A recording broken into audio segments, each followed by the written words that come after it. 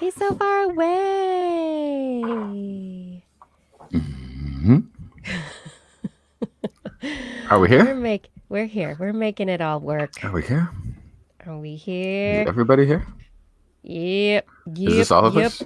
Oh yeah, but then I have to go to my notes because I was trying to look at my child's tinker progress. I need to get on him. Tinkering. Leave the child be. I know. Leave the children be. Isn't that? Believe in the children. No child, do the same level, if not more work, independently when you are in the middle of a crisis. That would be great. Oh, and parents, can you help? The world Thanks. do it. Hi, I think everybody needs to just talk and have a therapy session tonight. All right, let's have a show. I could totally do that. I'm like, Yeah. down. I'm a couple weeks into a psychology class. I'm totally ready. Okay, your mic's hot. Your mic's hot. It's always hot. What do you mean? When it's is my really mic hot. ever not hot? It's real hot. There's no It's real adjustment. There is. I don't have a mixer board anymore. What about need a the 3 mixer levels on the board. back of the It has the mic? tabs. All right. Here's setting number 1. Is that better? It's Good. better. Okay, that one's good. Do the next one. Well, okay. Hang on.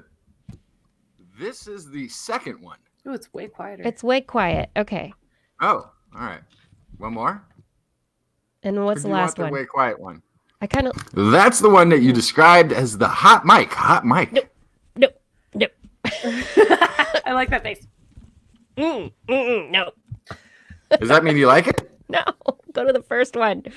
All right. It's on that first one now. Great. Number 1. That's better. Number 1. Right. 1, 2, 3, 4, 5, 6, 7, 8, 9, 10, 11. Technically, for future reference, this is setting number 3 that we are currently on. Setting number 3. I just don't want the hot mic, man. Hot mic. No Real hot mic. Real hot mic. Hot mic. So how's everybody doing? Everybody's It's still hot. How's it hot again? How do you do that? Did you switch it again? No. Go back to number 2. Go to Go 2. Go back to 2. Jeez.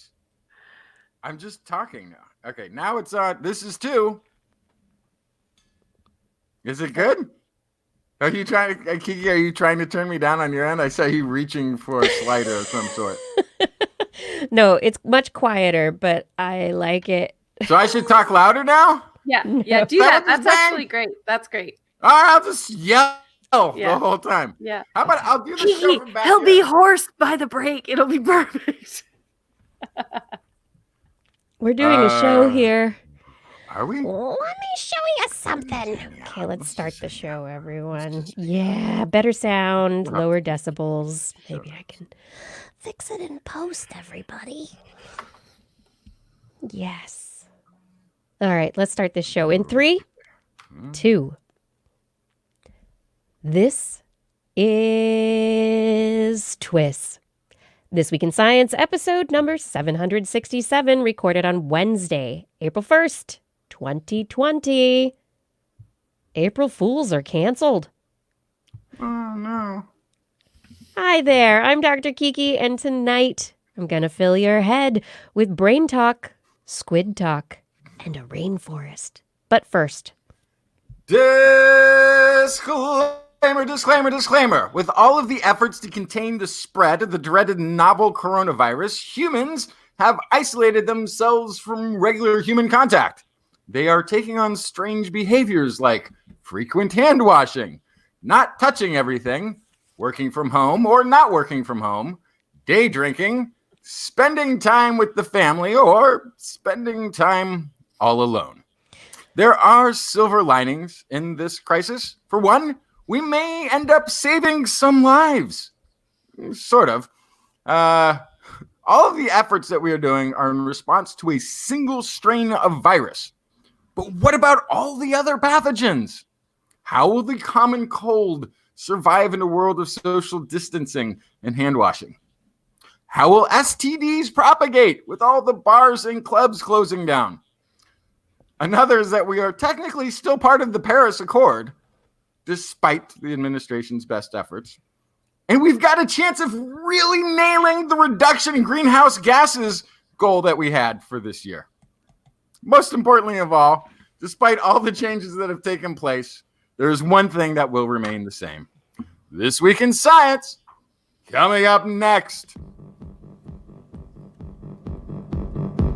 I've got the kind of mind that can't get enough. I want to learn everything. I want to fill it all up with new discoveries that happen every day of the week. There's only one place to go to find the knowledge I seek. I want to know what's happening.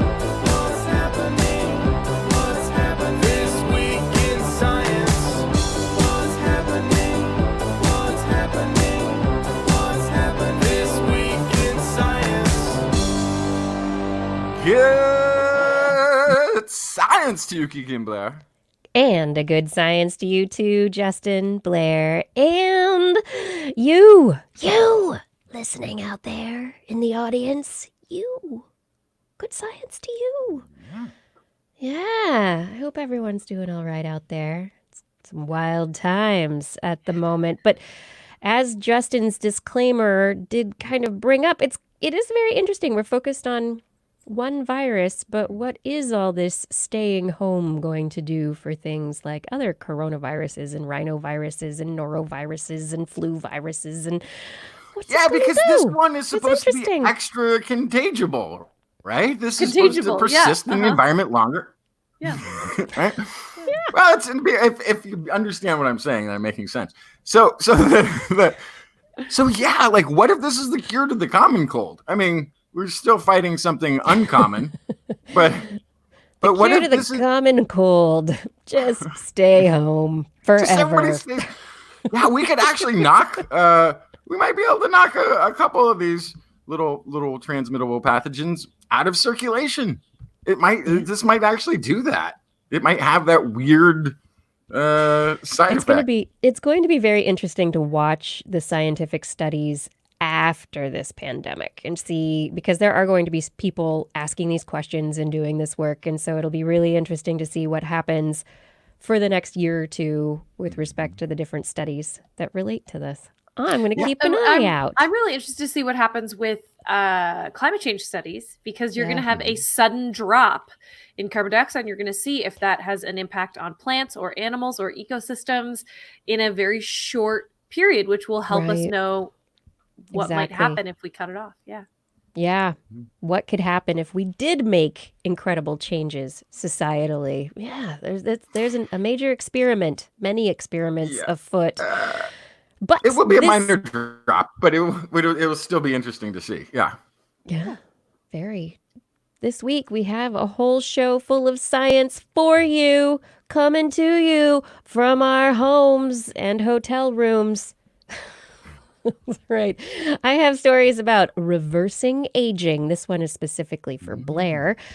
Artificial intelligence translators and she needs at least less than we do. What are you No, but I'm the one that wants to live forever. Oh, that's right. I mean, that's Although right. not if it has to be in my own 1-bedroom apartment for all of time. Then I might change my mind. Yep. Conditionally I don't think live we go forever. backwards. I don't think we go backwards. I think we just keep the social distancing forever. I think we just yeah. I also have a story about bioreactors. Justin, what did you bring? Oh, I want to hear about the bioreactors. What have I got? I have a story about the Antarctic rainforest. I have a tale of the mighty Calusa people. Some interesting. Have you heard of the mighty Calusa people? No. They used to rule South Florida, and they had some actually really interesting technologies that we're going to be talking about, and microbiome. I saw that. I thought you might bring that story. I was hoping you would bring that story. Yes. Threw it out there, and he was hooked. It's a little fishy, if you ask me. Blair, what's in the animal corner? I brought squid, ants, and ninja robots. What? One of these things is not like the others. You decide. But all related to invertebrates. I have no vertebrate science tonight. I'm very excited. Okay. We do love the invertebrates in the animal corner because they are part of the animal kingdom and they need more love. There's more of them than us with a spine. A lot more, many more. Fathoms more. As we get into the show, we're going to get into that science right about now, but I just need to remind you all that if you are not yet subscribed to the This Week in Science podcast, we're a podcast, and you can find us all the places that podcasts are found. You can also find us on YouTube and Facebook. You have to look for This Week in Science to be able to find us. Whoa, happy quarantine, kiddo. I've been visited. Happy quarantine. Okay, go to bed. I just took a shower. Oh, you're going to break my chair. Go to bed. Out you get. Daddy's getting carbonated water. Okay, 5, 4, 3, 2, 1. Get out of here. Happy quarantine. Happy quarantine, Kai. I'm a bomb bangler. They said there's a bomb bangler. This is the combination of a Bombay cat and an anglerfish. Of course it is. Of course it is. Yes. A bomb bangler. By a local artist named Kiki Doodle. She is also a Kiki, and she makes these And she also has creations. those two Get- really cute. Go to bed. What are those cats called? Time for bed. You're interrupting my show. Time for bed. There you go. At least it was. Trail off. He's still going. Oh, life at home. Life at home. We love it. I am so grateful. Okay, it's time to dig in. Let's do the weekly COVID roundup, shall we? Yes. Oh, I how think- it's changed. Oh, how it has Yeah. changed. Some really good news out there. There is, yes. So I would love to let you all know about how things are going, where they are going in the world, according to the World Health Organization. We are increasing in our numbers. We are now at over 935,000 cases, almost 50,000 deaths, but on the good side of things, almost 200,000 people recovered. We are still in the very highly upwardly mobile phase of this wave of viral pandemic. And as we move through it, there's some information that I think is important for everyone. Here in the United States, the CDC has reported 163,539 cases, 22,635 of them are new, and 2,860 deaths, 455 new on March 31st as of yesterday. So, big question. A lot of us are sheltering in place. This is a term from disaster terminology. A lot of us might not like that terminology. It doesn't really give the meaning that is required to get ideas across, but a lot of us are staying at home right now in order to stop the spread of the virus. So we're hearing good news from places like San Francisco, California, and some other cities that their trends are starting to flatten out. Their curves are starting to flatten. All the efforts are starting to make sense and to actually seem as though they are working. But how much longer do we need to continue with these stay-at-home measures? There's a new paper out. It is published in the open source journal SSRN. It's titled, How Long Must Social Distancing Last?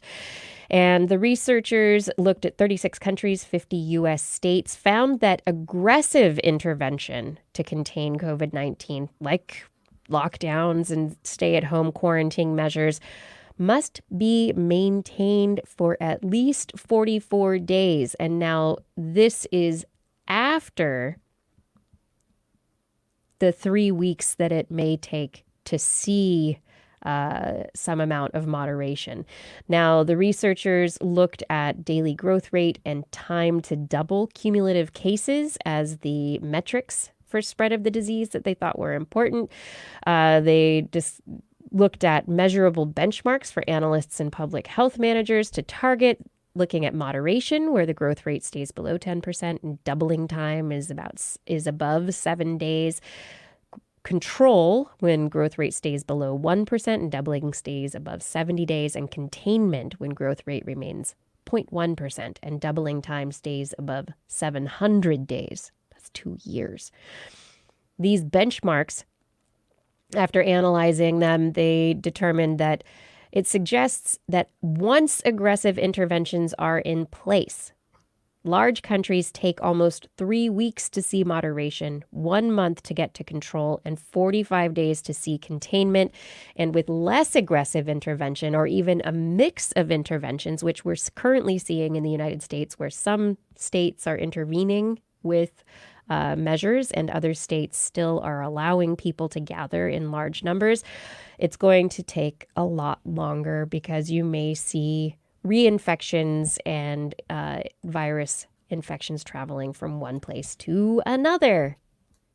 Yay! So wouldn't the way to kind of fix this, I was thinking about this earlier today, and I realized this is an extreme measure that people might be mad about, but this is a thought exercise. Wouldn't a way to fix this to be to stop travel between the states that aren't cracking down and the states that are? Because if California and Oregon and Washington do their job and we get through this, as long as we're not flying to Utah or Idaho where things aren't as controlled, then we can't get reinfected and they can't infect us if our borders are closed to those states that are not participating in these shelter-in-place orders.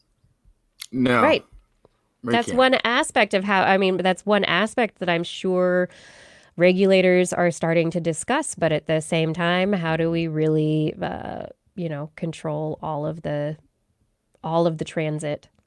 Right. I Well, mean- I wasn't even saying like, is it possible? It was a thought experiment of Right. It would be great. that some states are doing it and some Yeah. states are not. And we're seeing that the states that are doing it are starting to have response. There is this fear that if we decide as California that it's time to move back to normal and we immediately start flying all over the United States, it ruins everything. And that absolutely will happen, because there will be reinfection, there will be reemergence. And the public health officials and epidemiologists are likening it to a fire, where you can put out the main conflagration, but if there are still embers and those embers are burning, they can start new fires and even reignite the old fire. So, and I think it's a really apt analogy, actually, that these infections, there are going to be pockets of infection until we have a vaccine or herd immunity.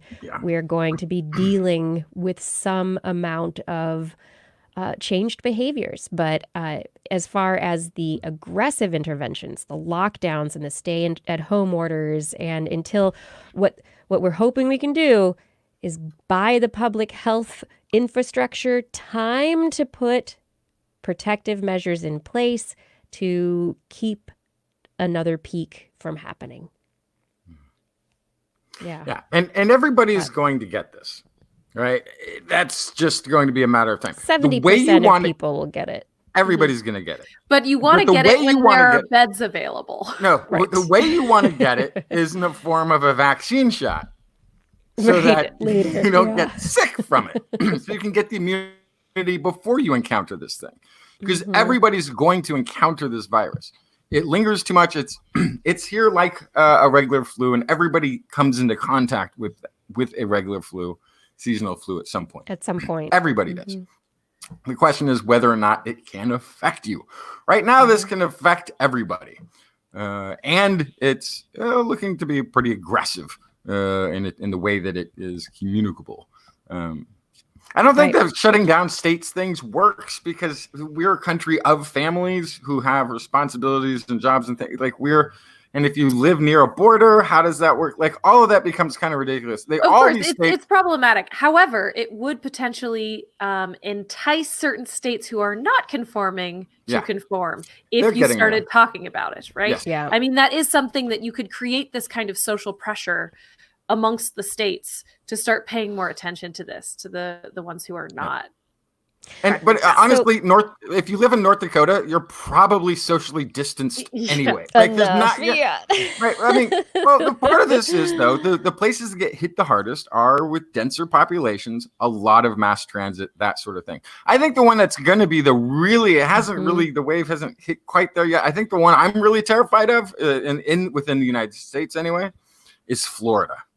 Yeah, it's peaking. It's coming up. Yeah, I think Florida is going to get really scary because they haven't been taking it serious, and I have it's a lot of there's a lot of retirement that goes on down there too. Yeah. So we know we've got a I don't know what the statistic, like maybe it's just this is something I've heard over and over and over again, that all the old people in the United States at some point just moved to Florida. It's probably not as true as I think it is, but I've heard it over and over again my whole life. I just assume like half of it is retired people living in Florida. Probably not true. Maybe. But that's the vulnerable population, and the fact that they haven't been testing or taking it serious, that's going to be a bigger problem than it is right now.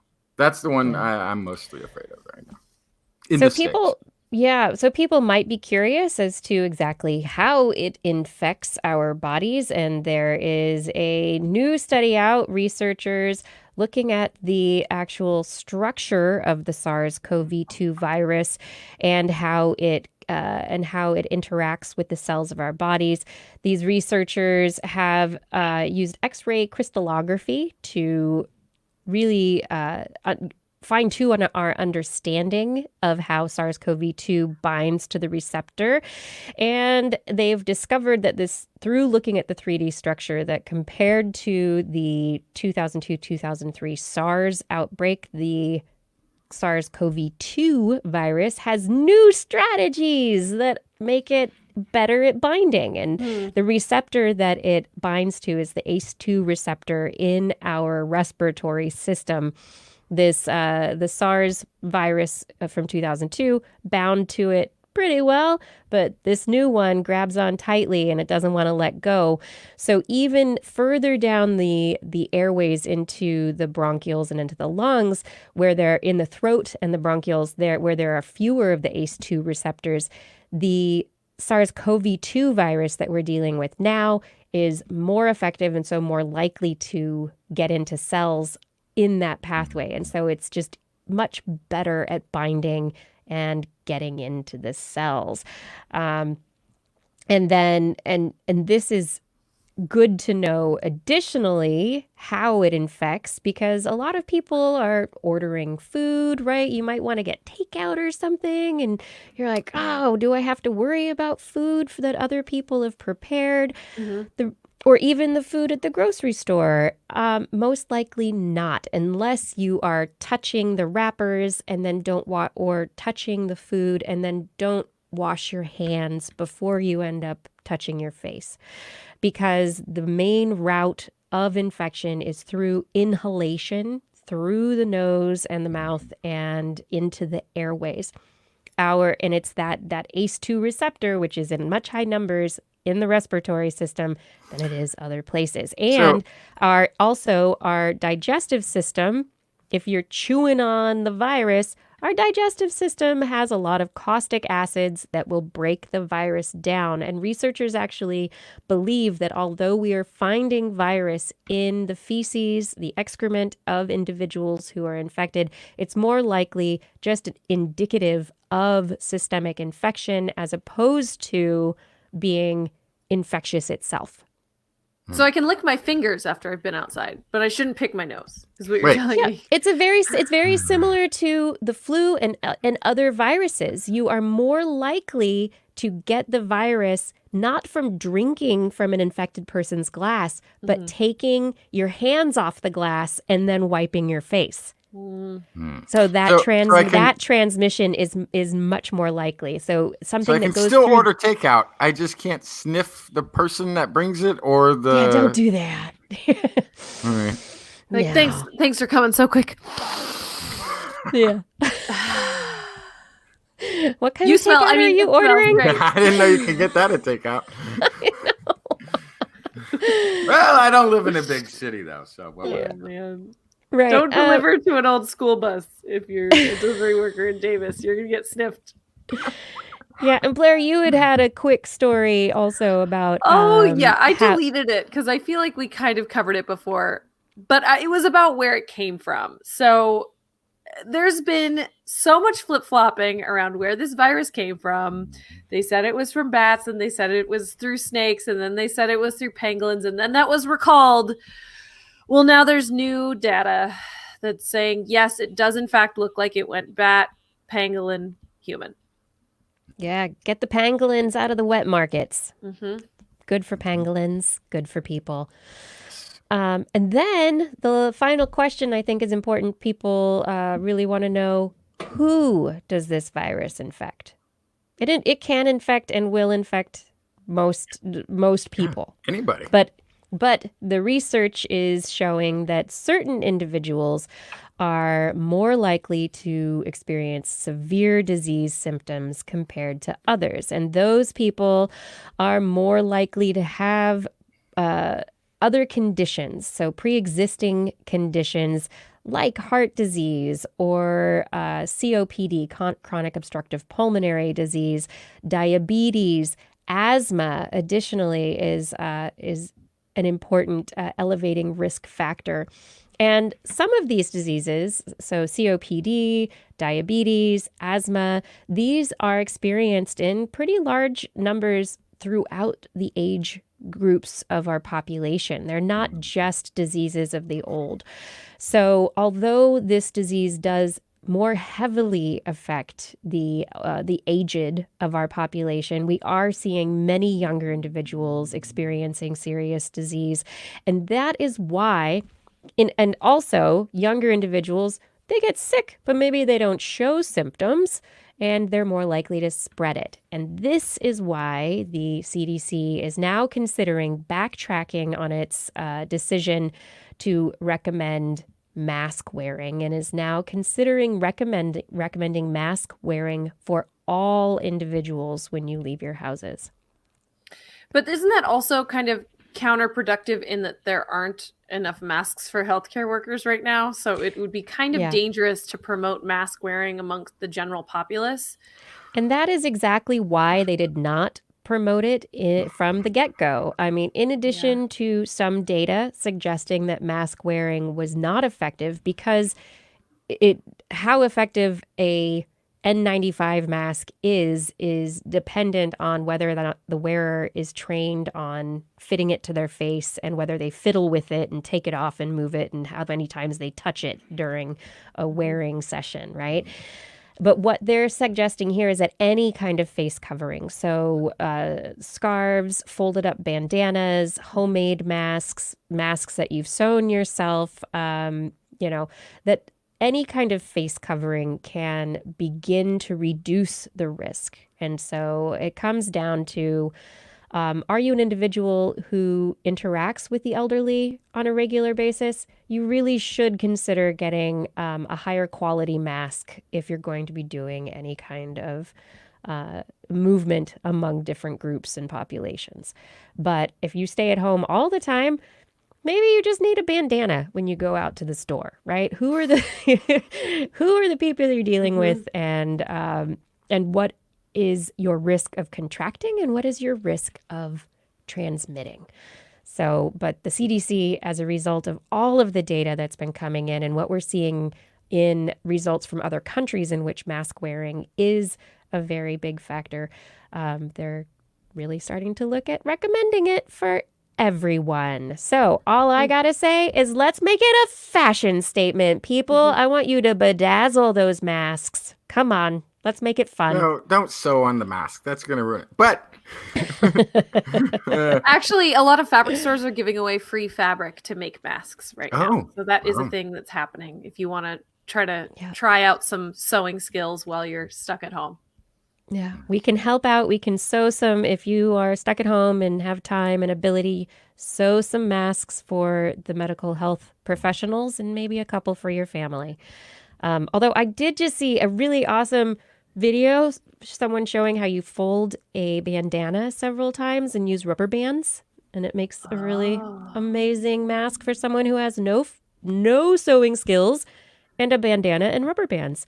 There are ways to do this. There are ways. Bank tellers are just going to love it. Yeah. Totally. Yeah. All right. Well, that's if anyone has any other questions about COVID-19, SARS-CoV-2, we will try and you can ask us. We'll try and ask experts and look up answers and answer them to the best of our ability, or send you to people who really do know the answers. So we can be a way to help you find the answers if you're not finding what you need. So be sure to get in touch with us if you have a question. Something interesting, I think I already may have talked about this a bit, but there's a doctor who's on the front lines in Italy who did sort of an extensive interview about what he'd been seeing firsthand as the crisis was peaking there. He put the death rate at about 2% for the hospital for this coming in, which is weird because it kept looking much higher based on the infograph that we've got up now. But based on the ground, it seemed to really conform much more with what the average of this is. Something he also pointed out was that men seem to be getting this in much greater number. Didn't have a mechanism behind that, but he also said it was down into the 40s. It wasn't just for the severe symptoms. Not getting it. Everybody can get this. Everybody and anybody can catch this illness. But the very severe symptoms he was seeing was mostly male, starting in the 40s and up was the majority of the cases. And also I heard somebody was pointing out that smoking is not a very good idea during this, that smokers have something like 15 times more chance of getting the severe. Don't know why that is. But it could just be kind of like having asthma. Like being a smoker might be kind of just like having asthma. You might have restricted airways already. You might already have sort of be vulnerable to something that attacks the lungs. So that could be part of that as well. Yeah, in a big way. All right. Well, and for those of you who asked, I will try and find the link to how to make a bandana mask and be able and share that in our in the chat room. In the chat room, Kiva, go. I want to see that, the bras being made into masks. That would be. I'm sure that could work also. All right, let's move into some other fun science. Now that we've gotten past our update and kind of answering some questions and kind of talking about where we are now, I hope all of you are doing fine at home. Reach out if you need someone to talk to. Do some shout outs. Let's find some ways to connect with each other over the next several weeks, as so many of us are home. Let's do more of that. All right. Fun story for this week. Magic brain decoder ring, or maybe just artificial intelligence that is translating neural activity into English sentences. Yes, very cool. So we've talked previously on the show about efforts to translate what's happening in the brain, the neural activity, those electrical signals that go in your brain whenever you're doing something, talking, listening.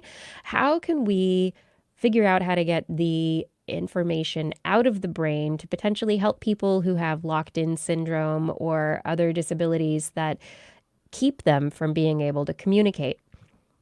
So researchers at UCSF took a completely new slant on the question and started looking at translation programs that we're currently using to translate between different languages. And in the programs, the way that they work very often is they get trained not on the initial language, but there's an intermediary step between the initial language and the words that are said to the words that they're translated into. There is a step in the middle in which a neural network forms basically an image of what's in there, and that is what gets translated.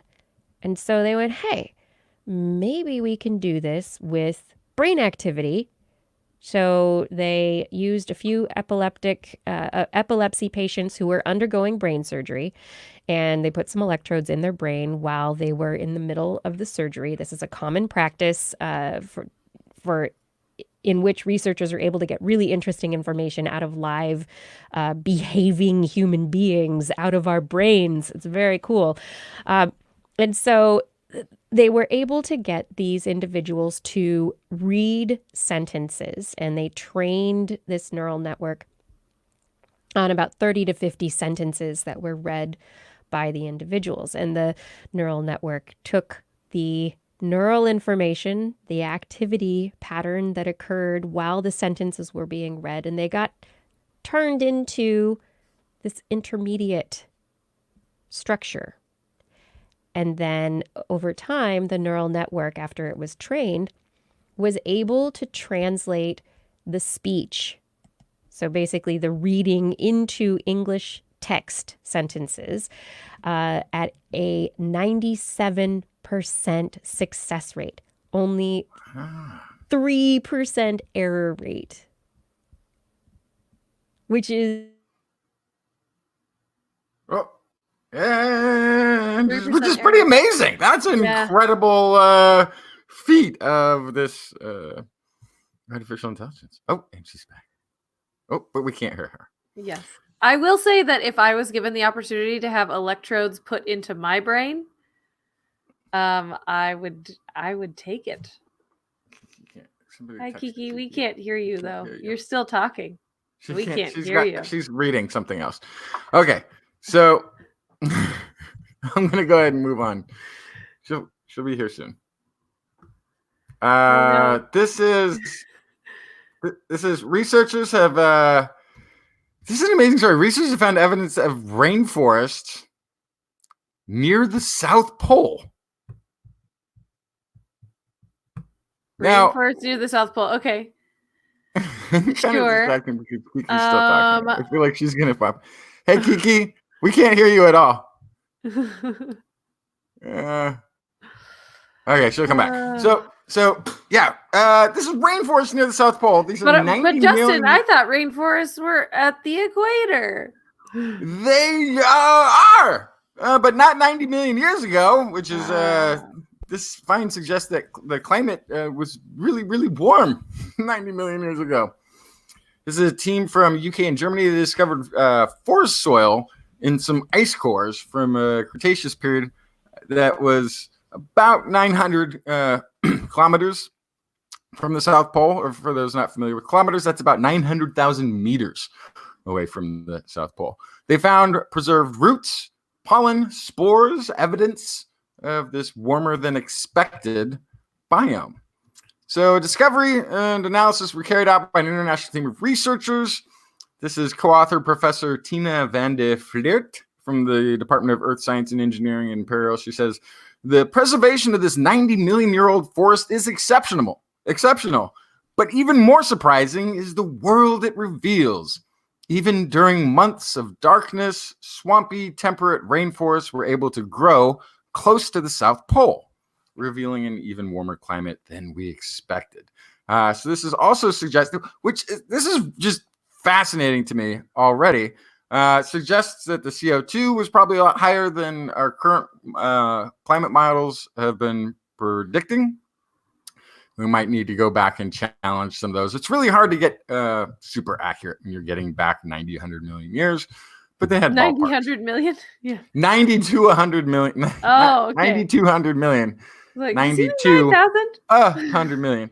Okay. Like 9 billion? That's not right. No. Yeah, this is mid-Cretaceous. This is heyday of dinosaurs. It's also the warmest time in the last 140 million years. Sea levels at this time were 170 meters higher than today, which again, for those not familiar with meters, 170 meters of sea rise would be about 185 yards of sea rise from where we are today. You actually converted. Yeah. I don't know if you've ever done that. No, the trick of the likes shtick to is surprise us every the once trick in a of the while. shtick is never. It was 0.17 kilometers. Yeah, the trick of the shtick is just never convert it to feet Ah. or miles. Never do feet or miles. You're fine with anything else. Someday I'm gonna convert. Well, it'll be fine. So the presence of the forest suggests that average temperatures were around 12 degrees Celsius or about 56 American degrees. So it's a little on the chilly side, but really hot for Antarctica. And there was likely no ice cap at all on the South Pole at this time. It's really interesting, too. I'm trying to picture. So this is a climate not unlike what New Zealand is today, right near the South Pole. It had this forest biome, but what can live there? It's dark there, according to this. It would have been dark about 4 months out of the year. I'm wondering if with no sunlight, not just dark, but just not the sun doesn't come up at all for 4 months, and then it goes back into having probably sun the rest of the time, just about. So it's sort of it kind of makes me wonder if there was like a migration to and from at this time. This is around the time of the emergence of birds, but the birds would have not probably been in the ability to migrate long distances yet. I'm wondering if dinosaurs migrated to and from this area. What was living there? What flower and what plants were there? They found flowering plants. They found this is the furthest south they've ever found a flowering plant, a flower on planet Earth. Amazing. Yeah. But it was so long ago. It'll be interesting to see, is this our future again? Is our past coming back around? Is our past our future? Are we going to heat it up enough that there will be plants down in Antarctica once again? The trick is just to do it slow enough that the plants can actually move. Right. Because that's really that's the trick. The rub of it is if we do it too fast, the plants can't move. Yeah. Well, I think the plants will survive. The thing, because we're looking, sort of think about this though. I think it was probably pretty dramatic when the meteor strikes and the sun is blocked out, and then there's the molten rock and there were fires and it likely was very how do you say dramatic of a shift. Plants are pretty amazing things. They can adapt, I think, much better than multicellular life forms that have to move about and consume things.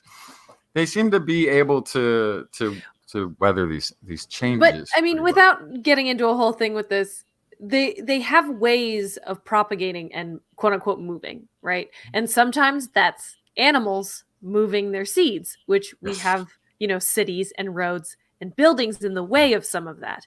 Sometimes it's by water. And if we have dams that are blocking water, that can hamper that. So there are other things that we're doing to the environment that can actually have impact on how plants seed. And so that is something else we have to consider. Plus, if you throw in droughts or unusual weather patterns or all these sorts of other impacts from climate change, that can also mess with their ability to seed. If they normally seed in May, but it's hot in February and they seed and then it gets cold again and then those seeds freeze, that's a whole season of baby plants that are lost for them to be able to move. So there's lots of impacts that are happening that could potentially block the ability for plants to quote unquote move to other areas. So it's complex. That's all I'm trying to say. Yeah, I we don't know. are currently seeing changes though in not just plants. Plants are moving. And we are currently seeing changes as the oceans warm as well. And there's a large number, a study just came out this week also, a large number of fish are moving toward the poles. Mm-hmm. So there is a movement afoot, but it's interesting to look back to the past, I think, to be able to get a bead on where things could go again. Could. Yeah. Maybe. I'm just really disappointed because I would prefer to be going into an ice age. I would prefer for the seas. Right. A mini one, but enough for the seas. Well, you want your mammoths, so that would make sense. Yeah. Well, no, what I really want is easier access to all the offshore archaeological sites. Oh, you want the land bridges. That's what you want. Where most of humanity lived for years. Yes. Yeah, most of humanity lived near the coast, as we do now, as nothing has changed. And so lower. there's but lower, because Underwater. where humans lived is now underwater. So it'd be great to have better access to these archaeological sites to delve into our history, find more ancient human and Neanderthals. But we're going the other direction.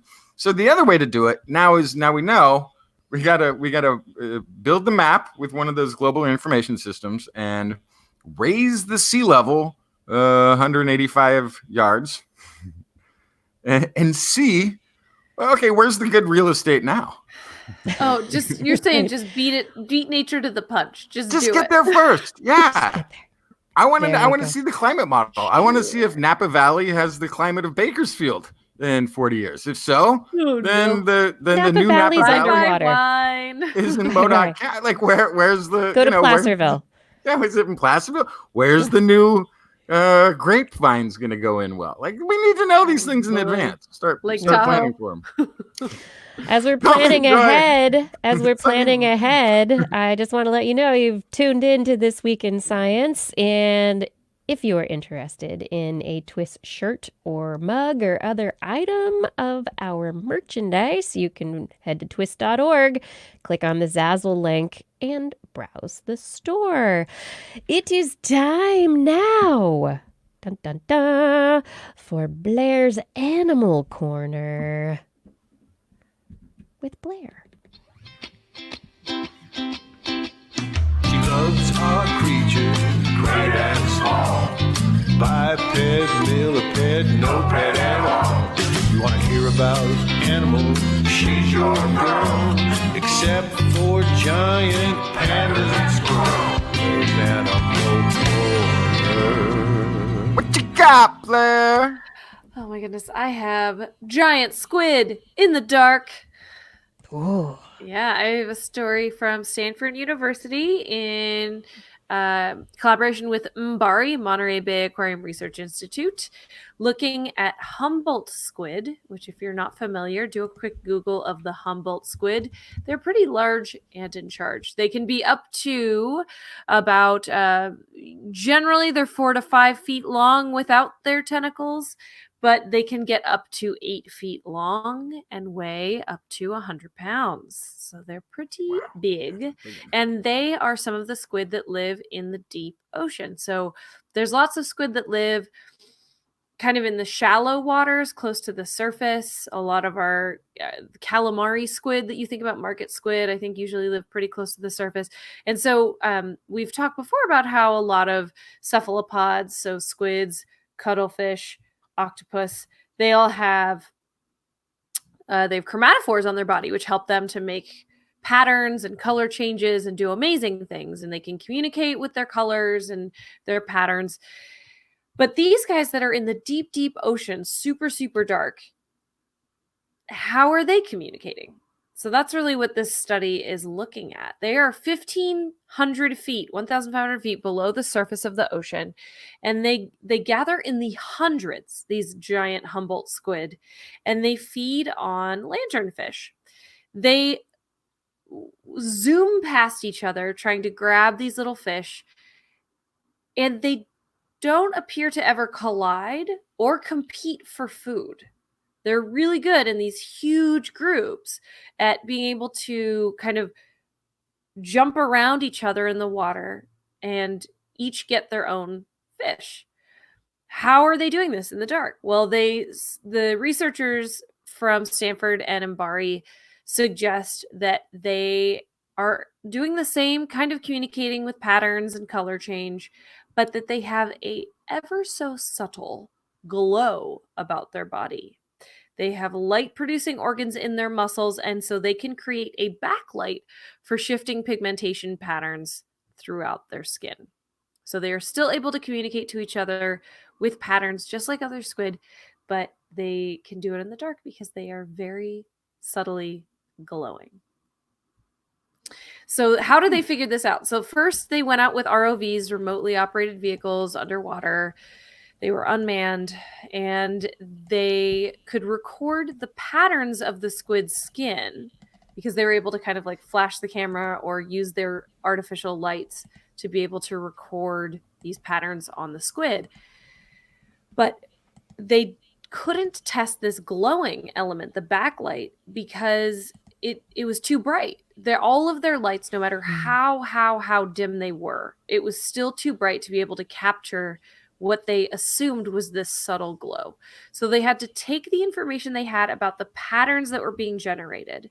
Then they had to take Squid back to the lab and look at their actual body and see if they had the mechanics to be able to glow. So those two kind of pieces of evidence can be used together to figure this out. So then they also looked at how they glowed, where these glowing mechanisms were in relation to where patterns changed most often. Because also you would think if they're zooming in on certain areas of their body to be pattern changing the most, those areas would definitely be best equipped to glow.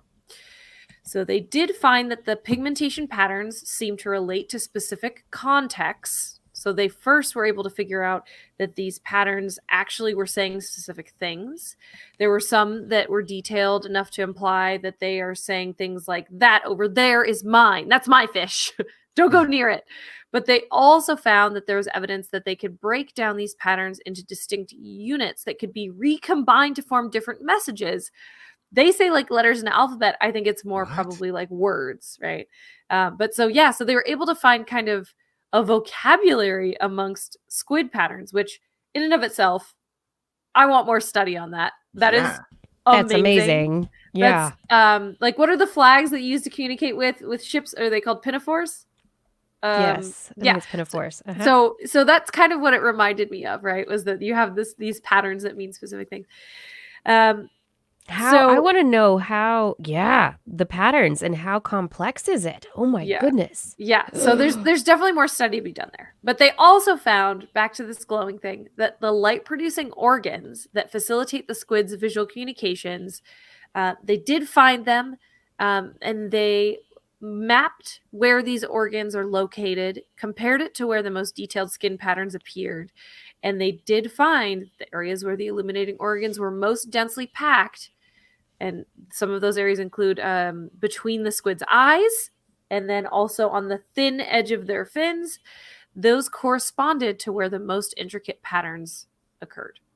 So based on these kind of two pieces of evidence, it really seems like they are backlighting their patterns to be able to communicate in the deep sea. In the dark. Yeah. Where it's so dark. Oh, I love that. Which, I mean, for one, it would make sense that they would use patterns, because evolutionarily, cephalopods in general do that a lot to communicate. They use these patterns that they can make in their skin. So it's a question of, when you're moving down into the deep, dark ocean, evolutionarily, is it easier or better or more likely to occur through random mutation, I guess, for backlighting to be able to be developed so that they can still be seen? Or is it more likely that they would lose that pattern and find another way of communication? Now, if it was very simple communication, it could potentially be either way. But also based on that, we now know that their communication that they're having is actually quite complex, and there could be syntax and vocabulary. If that's true, it would make sense to conserve that and not lose it, and instead adapt to be able to continue to use that very developed vocabulary. Especially if it had already, especially if it was already fairly developed to begin with. Mm-hmm. Exactly. It would be less likely to lose it. Mm-hmm. Yeah. Yeah. Oh, fascinating. I love it. I definitely, we need to get somebody on to talk about this. Yes. Are they talking in emojis, hieroglyphs? Like how complex is this conversation? Are they using the same? It's just their own patterns that they're sending out. We could have someone on to talk about this once this research occurs. It has not yet occurred. So they figured out there's kind of these segments of communication, but we have no idea how complex it is, or they haven't been able to identify any of it as this means this and that means that. So but the only thing I need to know is, do two different squid flash the same symbol at each other? Right, we don't know. We have not done that yet. If they can flash the same symbol back and forth, that's game changing. We stop being the only symbolically communicative life form on this planet. Totally. I'm telling you, they're gonna take over once we're gone. Anyway, this has been This has been the prediction. They had the planet before. They have the planet now. We just don't realize it because we're on land. just don't 80% realize- of the planet's water. They're in charge. We think we're in charge. They're in charge. You know who else is in charge? Who? Ants. Ants. Oh. So speaking of different ways that animals communicate in large groups, I have this really funny story about how ants don't have traffic jams. So we've all been there, especially maybe month and a half ago. We were commuting to work and we got stuck in some traffic. And we know that with traffic on human freeways, it's usually because of a few reasons. One, there's a lot of cars on the road and people slow down when there are more cars around just to be safe. Two, somebody's being a real jerk and moving around from lane to lane to try to jockey around, making other people slam on their brakes. Or three, people are actually kind of like speeding up or slowing down to try to keep people from getting into their lanes. Also jerks. So regardless, there's all this kind of human psyche involved with the way that traffic develops. And actually, there's lots of really cool studies that have been done on the kind of the mechanics of how traffic builds. Like if you have remove a lane, what happens when you remove a lane and then all of a sudden there's a merge in and how the cars move. It's very interesting. But anyway, I also found through this study, by the way, that there's such a thing as a traffic scientist, which makes sense. But I did not know that was a thing. But there you go. There's like all these mechanics with traffic. Anyway, this doesn't happen with ants. So why? Because they move at very high densities and there's varying densities.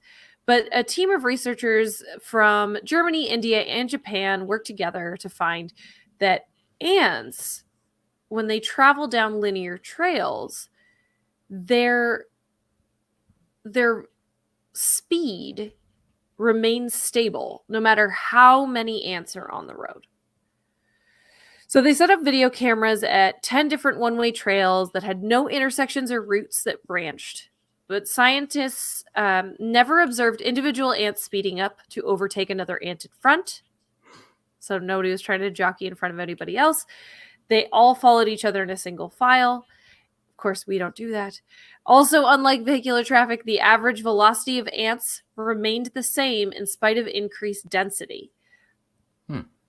Yes. So consequently, the greater the density, the greater the flux, which means more ants travel down the trail segment at a given amount of time. So basically, more ants equaled more ants getting to where you were going in the same amount of time. There was no slowdown.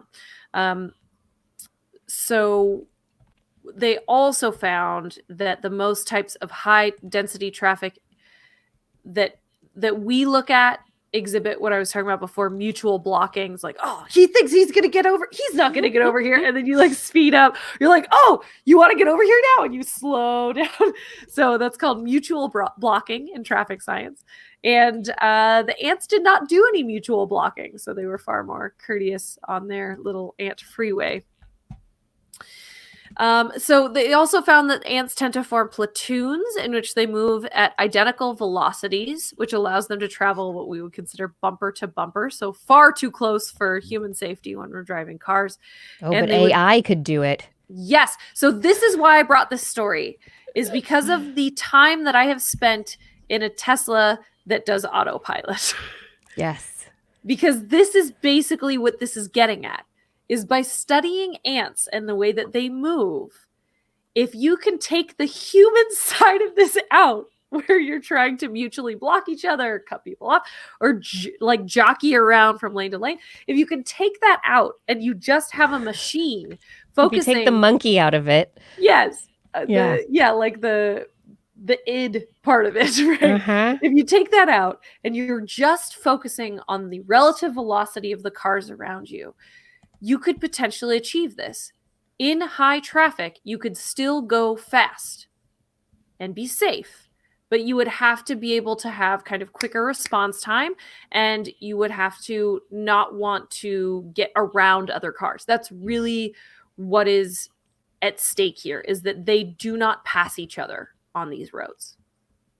But see, they get there faster than if they did, which is where this always gets so frustrating for me, is I'll like see the car jockeying around from lane to lane to lane. And I'm like, we're going to get to where we're going at the same time, buddy. So it's definitely part of that. Is Either that or recognizing- you're going to get a Yeah. ticket. Yeah. Yeah. Or you'll get there in like after me because you keep moving. Anyway, so So yes. in so this defense is- of that car, Yes. if the car we behind all know how you, Justin drives now. yeah. If the car behind you is going faster than you are, move to the right. If you have multiple lanes, move to the right unless you're passing somebody. You can handle a little bit of density of traffic if you're on a now if you're talking rush hour, that's something else. But for most traffic, it's that car that's doing the speed limit or just barely above it who's in the fast lane, which is called the fast lane because you're supposed to go faster than the speed limit. That's the rule. Socially accepted rule in the United States. It's about 5 miles per. If it's 65, that's the slow lane. 70 in the middle, 75 if you got 3 lanes. If you got another lane, go 80. It's 5 per, starting with the speed limit at the first lane. I've never heard this. Never. before. This is Okay, just this so- is just No, way it's not just- driving. May I That back is up? universally You know what? accepted. It may be, but it's not legal in a lot of places. So Yeah. The legality has nothing to do with it. no, People have I would spoken. like to say, don't take this as advice for how to drive because you should In really some just be states, driving the in speed some limit. States, they have actually gotten to the point where they have individually labeled. But we're an talking about overpasses.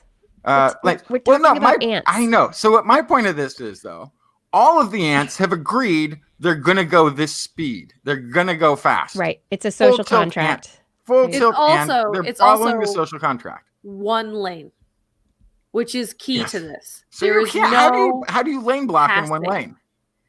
Like So you can't. Everybody's going the same could, speed. Nobody can even But pass that's the anybody. point. They could create a second lane. They could jockey around each other, but Yes. But they they don't. only go single file. Because But everybody's the going point full speed. here is that they actually use chemical signals to talk to each other as well.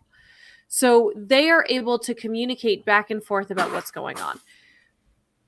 With AI in cars, one car could tell the other car behind them that they are slowing down by a fraction of a mile per hour, Right. much quicker and more precisely than Than by a human. watching the car and seeing them hit their brakes.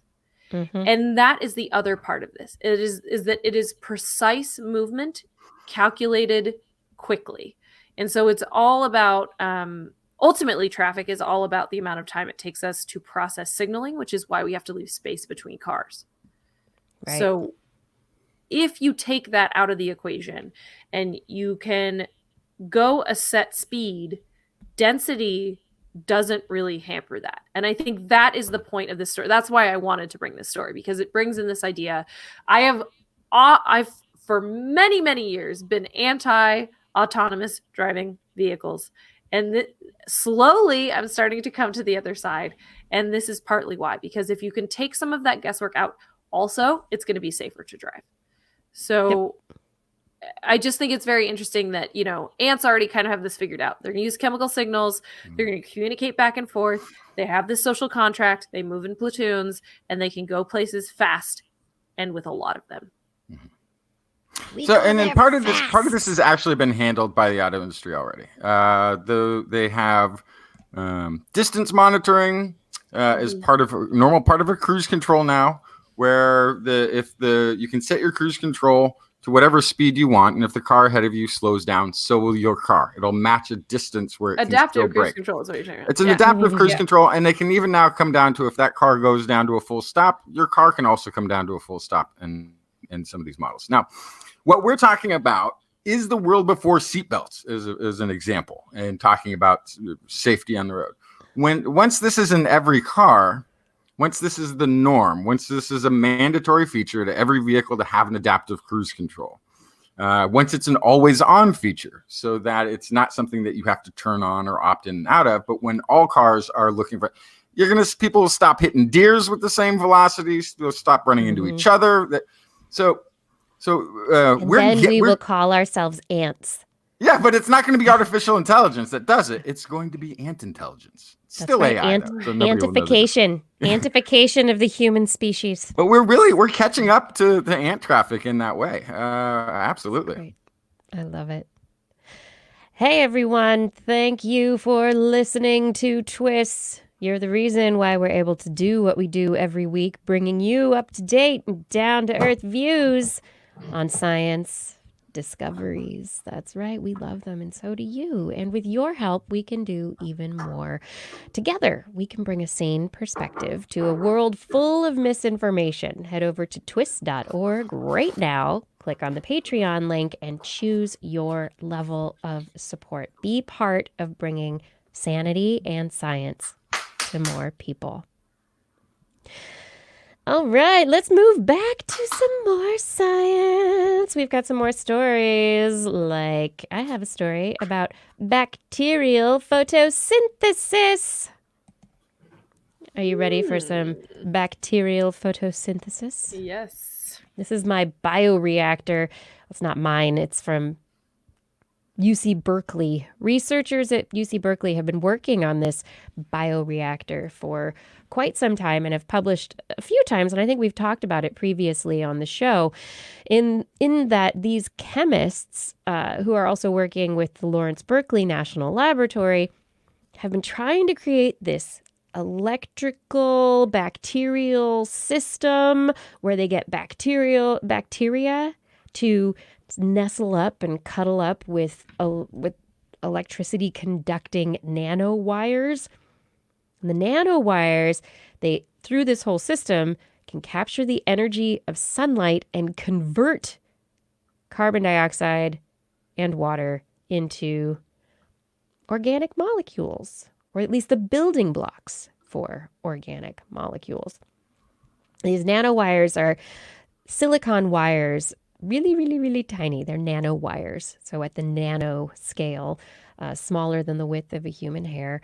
And what the researchers are hoping is that not just here on Earth, but also on Mars someday, these bioreactors will be available and able to bring people basically the stuff that they need to survive, that it will here on Earth be able to use up excess carbon dioxide and produce oxygen through this synthetic process of photosynthesis. The bacteria are in essence doing photosynthesis. They're doing that process that plants normally do in converting carbon dioxide into oxygen. But in the process, the bacteria also have these metabolites, these byproducts that can be used. And in the case of this particular system, when they published previously, back in, I think it was 2015, maybe 2017, they had an efficiency of 0.04%. So they could do it, but barely.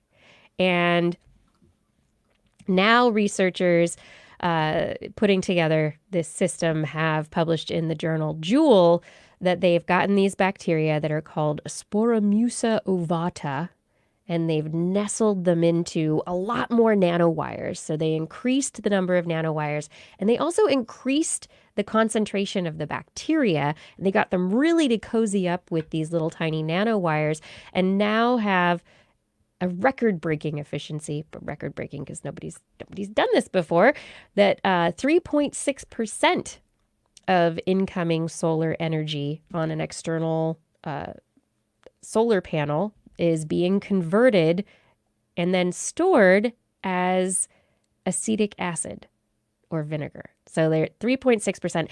And this is actually, compared to plants, surprisingly really good. Plants are actually not very efficient, which is something that has always surprised me. When I first started looking at solar panels and the efficiency of solar panels, I was like, oh, plants are going to be way better. We should totally be doing what plants do. And lo and behold, no. Plants typically convert less than 0.5% of solar energy into carbon components. But in this particular system, they're hitting 3.6%, which is a big improvement on the basic plant efficiency, and is almost comparable to one of the highest converters, which is sugarcane, which is 4 to 5% efficient. So it's a pretty exciting system. They're hoping that they're going to be able to increase this efficiency even more. But at this point, they've been able to get the bacteria to really sit in there as the acidity rises, as they produce more acetic acid. They like to pull away from the nanowires, but they've created a system where they've gotten them to all hang out together around the nanowires, converting carbon dioxide into byproducts like acetic acid and oxygen. And they are hoping that they'll be able to use even more to spit out more acetate, to be able to spit out building blocks that could be used in biomanufacturing on Mars, which is very exciting. Bacteria, sunlight, nanowires, Mars. We're going there. It's very Mars exciting. or past destiny, baby. Spread the word. That's right. Yeah. So, Justin, do you have a story? Yes. It's your turn. The mighty Calusa. These people ruled South Florida many, many moons ago. This is an interesting connection here. So this was a sort of a micro empire at the time. They were the military superpower. They had trading routes, and they collected taxes that sprawled over hundreds of miles of area. They created shell islands. They made these enormous buildings and dredged canals the size of highways. And they didn't really rely heavily on agriculture, though. They were a fishing empire. And they needed a good supply of it. And they needed it whenever they needed it. They didn't just wait for the boats to come in at the end of the day. They had a bustling economy. They needed fish whenever they wanted them. And so they created what they discovered, these massive structures that they're calling water courts. They were built on a foundation of oyster shells and these rectangular enclosures, walled off portions that were sometimes as big as 36,000 square feet. It's a pretty good footprint. They had a nice berm around them, about 3 feet high, of also shell and sediment to keep the water in. And they filled them with fish that they would then eat later. It's a pretty amazing thing because So they had aquaculture. Mm-hmm. Yes, which is interesting to me because this was also something that was going on in South America. So this is I guess this I'm trying to see. So this is sort of an interesting thing to spring up a couple of times. I don't know when this occurs anywhere else on the globe, time-wise. This is there's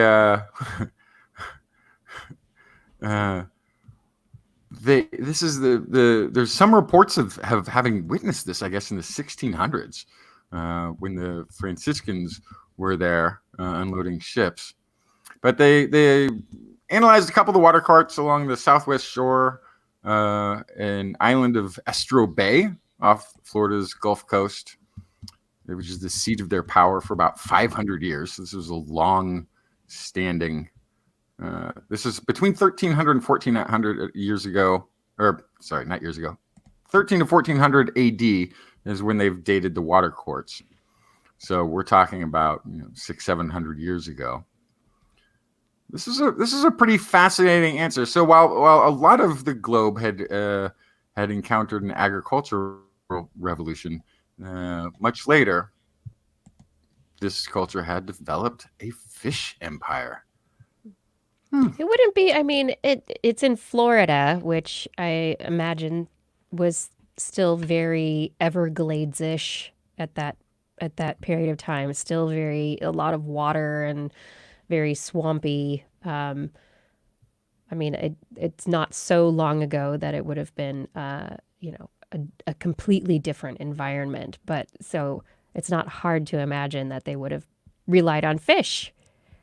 Yep. And this is also something that we saw along the Amazon as well, though, where there would be empires that would have to would carry fish actually, from the Amazon inland to these estuaries that they had built. In a little plastic bag.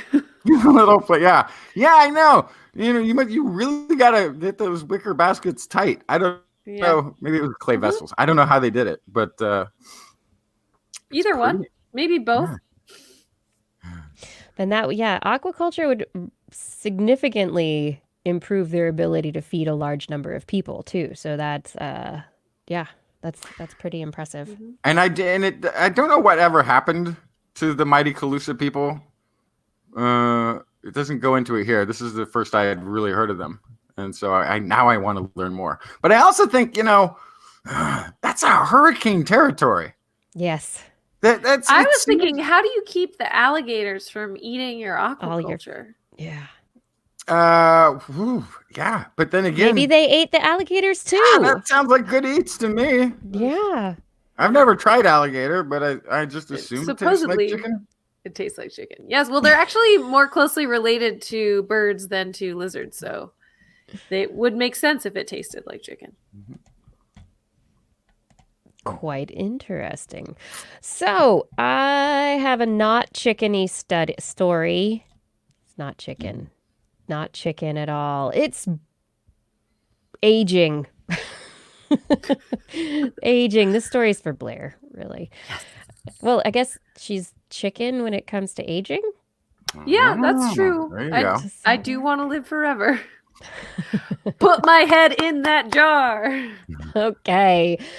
Well, researchers are working on that jar, and in their recently published study in Nature Communications, researchers have been looking at this idea of transient reprogramming. So looking at induced pluripotent stem cells, researchers have been taking these messenger RNA instructions and using them for turning cells back in time and taking skin cells, muscle cells, nerve cells, and taking them back to the pre-differentiation state. So taking them back in time to the point before they had decided who they were going to be when they grew up. And so they have these instructions using messenger RNA and some other cocktail compounds. They bathe the cells in them. And they found over about 5 to 7 days of giving the cells in a bath these compounds. It's like they can take you back to the beginning. You are a pluripotent stem cell. You can now be anything, right? But there's a place that they found where there's that cutoff point. It's the, I don't know who I'm going to be when I grow up versus now I know who I am. There's a cutoff point. And they found that cutoff point is somewhere around 5 days of bathing the cells in these instructions.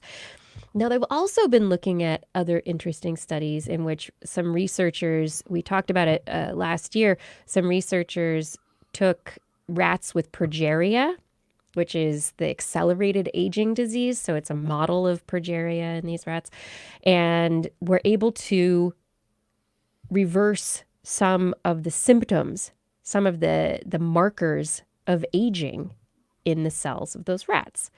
And then they went, okay, let's put these things together. This works in the rats.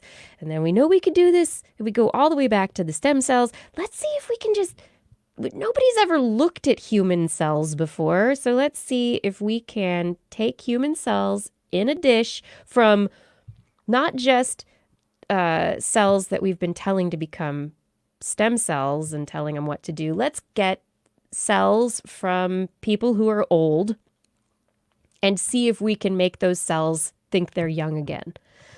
So they, instead of having the chemical cocktail take those cells back after 5 days, they're like, okay, we'll give it to them for 4 days. And so they were able to take human skin cells, human muscle cells, human nerve cells to a point where they still were those kinds of cells, skin, muscle, nerve. They still knew who they were, but they lost all the markers of being old they lost the markers of inflammation, and they had a profile that was very similar to the profile of young cells that they were comparing them to. And so they did this in human cells, and then they also did a different study adding to it to just kind of really figure out if they were on the right track and use it. And yes, indeed, they really. This is not the anti-aging formula yet, but potentially this shines a light on how we might be able to treat some diseases like progeria. Maybe there are messenger RNA related areas of the genome that we should be targeting in order to make cells more youthful and lively. So how's this clinical trial going to work for me? Right. Am I going to go take a dip? Am I going to go like sit in a tub of this juice? Right. How does this work on me, a fully assembled human? Well, it doesn't yet. How would it? I guess is my question. What would the application of this technology be? Yeah, I mean, theoretically, at this point in time, the idea would be to treat, like I said, treat diseases like progeria. So be able to address these diseases of aging or age, like where metabolically your body seems to be aging faster than it should be. I mean, anyone who's studying aging stuff is also going to be interested in, can we turn back the clock and allow people to live longer, healthier lives? And that is a really big question. One of the other things they looked at in this study was whether they looked at the cells from a woman with osteoarthritis and looked to see if they could get rid of some of the markers of osteoarthritis. And they were able to do that. They were able to reverse some of the autoimmune related inflammation and other aspects of the disease at the cellular level. And so they think that this is a potential new therapeutic strategy to treat osteoarthritis. That it would probably be something that's very targeted, as opposed to, maybe it's a pill, but yeah, I don't know. I would think more likely maybe an injection of some compounds into, say, your knee or into your eye if you have macular degeneration, or I think the question as to how it would be applied is still very much up in the air. Mm-hmm. Whatever it is, it just needs to be accessible. Because this is the fear that I have for any anti-aging potential breakthrough that happens, is that it becomes something that only the ultra wealthy can get. Yeah. At this point, it's in a laboratory. They're using. Yes, of course. This is getting into sci-fi territory, but I do feel like there is a potential that however many years down the road, there could be opportunities to reverse aging in particular cases, in particular ways, particular organ groups, whatever it is. And this is always this kind of fear that I have, which I'm sure is partially based on science fiction. But it's based, but not really, because reality, our healthcare industry in America is not great. So this is this fear that I have, that suddenly all the people that get to live forever will be the ultra rich, which is we need it to be accessible. It's already true. I know. It's already true. I know. That's the that's. Need someone to leak the ingredients. Yeah. Leak the ingredients. Well, the ingredients so far are in this study, and the researchers they have a very specific code name for it based on the ingredients. They're calling it the OSK MLN mRNAs. Catchy. And it's very catchy. It's very, very catchy. And these OSK MLN mRNAs are a cocktail of mRNAs expressing OCT4, SOX2, KLF4, C-MYC, MYC, line, LIN28, and NANOG. These are all Got it. developmental, mRNAs. So I'll head out to the store. Order them off the shelf. Yeah, That's right. It's like It's following right a there. recipe. It is. The recipe's right there in the methods. That's right. Justin, did you have another story for this part? Yeah, my unfortunately my computer is acting really annoying right now. So I'm trying to just pull up a document. I don't know how come that's hard. Google Docs. Why is this hard right now? But basically they did a survey of fish around coral reefs. They had 50 there's 59 gut microbes that they found in common that dominate for most of these. And even though there's thousands of different microbes that can live inside of a fish, there was 59 total types that they saw sort of as the main player in 5 species that they had studied. What was really interesting about this study, the thing that caught my interest in it, was that they found that fish that were closely related, however separate by a different ocean, had the same symbiont residents in their guts.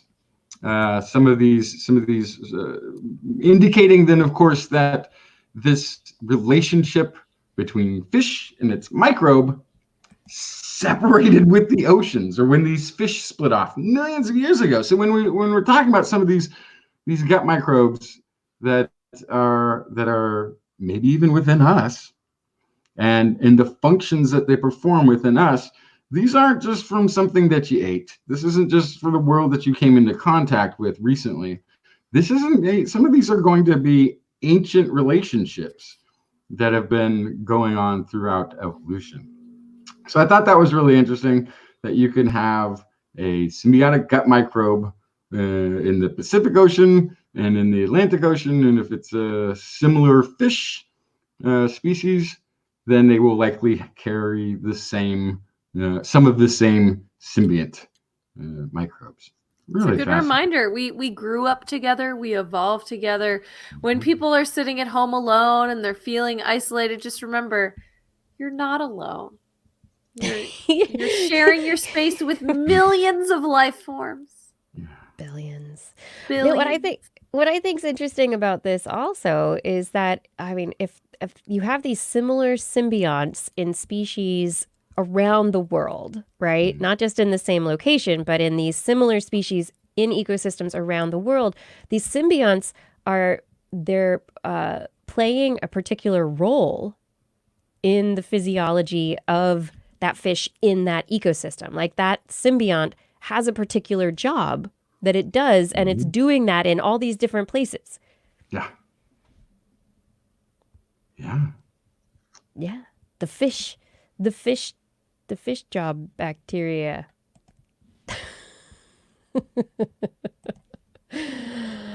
All right, let's check out some other cool stories here. It's time for some quick science news. This is This Week in Science, and if you'd love to help TWIS grow, get a friend to subscribe today.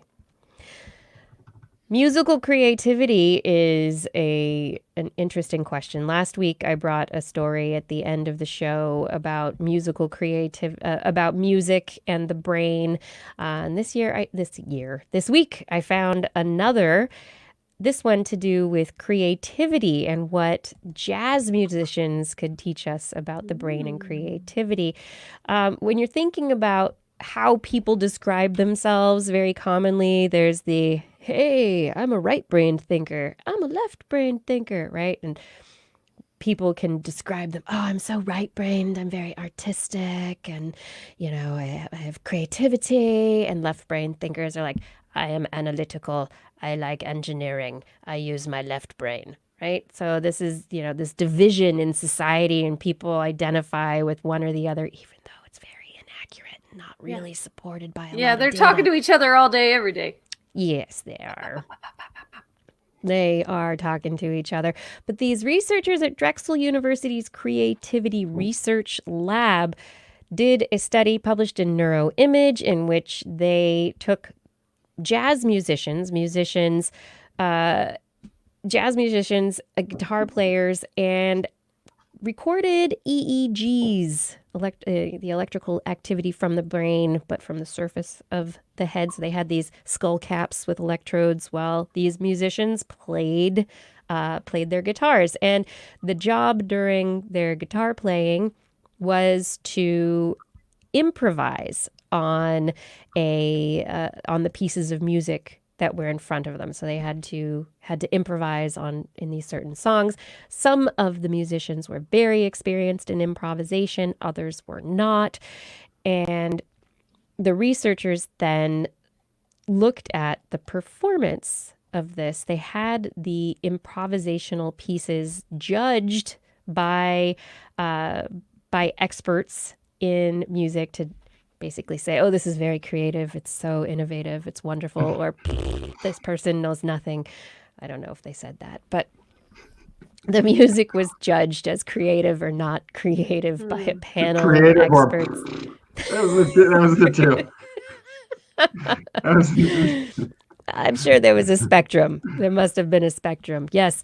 And so then they looked at the EEGs. So they had 192 recorded jazz improvisations that had been rated for creativity and other qualities, and then the EEGs. And they looked at the EEGs that were connected with those that were rated to be more creative or less creative.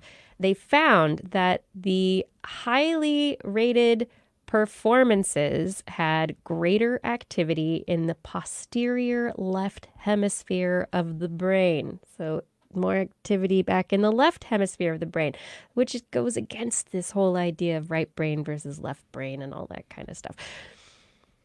The performances that had lower ratings, there was greater activity in the right hemisphere of the brain, mostly in the frontal areas, which kind of makes sense because the frontal areas have a lot to do with planning and decision action. That's why they're decision making. They're not just going with it. Just gotta go with it. You gotta move it now. Like, move oh, it I'm to going to the play back. this thing that I know, and then I'm going to play this thing I know, and then I'm going to play this and then thing maybe I I know. should change it like this. Got The other it. ones are just riffing. You I get it. have got it. And so when they controlled for experience, what they really found is that there is this split between the less experienced group of jazz musicians seem to be using their brain, the right hemisphere of their brain, more for the planning activity of the creative aspect, versus the experienced musicians were just going with the flow, and the left hemisphere of their brain seemed to be in charge of that. And so what they're thinking is that based on this kind of research, it can help people be more creative, because if someone's trying to learn a skill and get to the place of mastery, you might be able to follow your brain activity and go, oh my God, I'm going left-brained, but I'm making mistakes. So you can potentially switch your learning tactics so that you don't hardwire in bad behaviors or bad habits into your understanding. I'm just trying to picture the music class where the instructor's so- like, you're using the wrong part of your brain. Try it with the left side this time. I took a jazz improvisation class in college. I played the saxophone for like 15 years, and Yeah. Did you get good at it? I think I was pretty good at the saxophone, but I was never good at improv.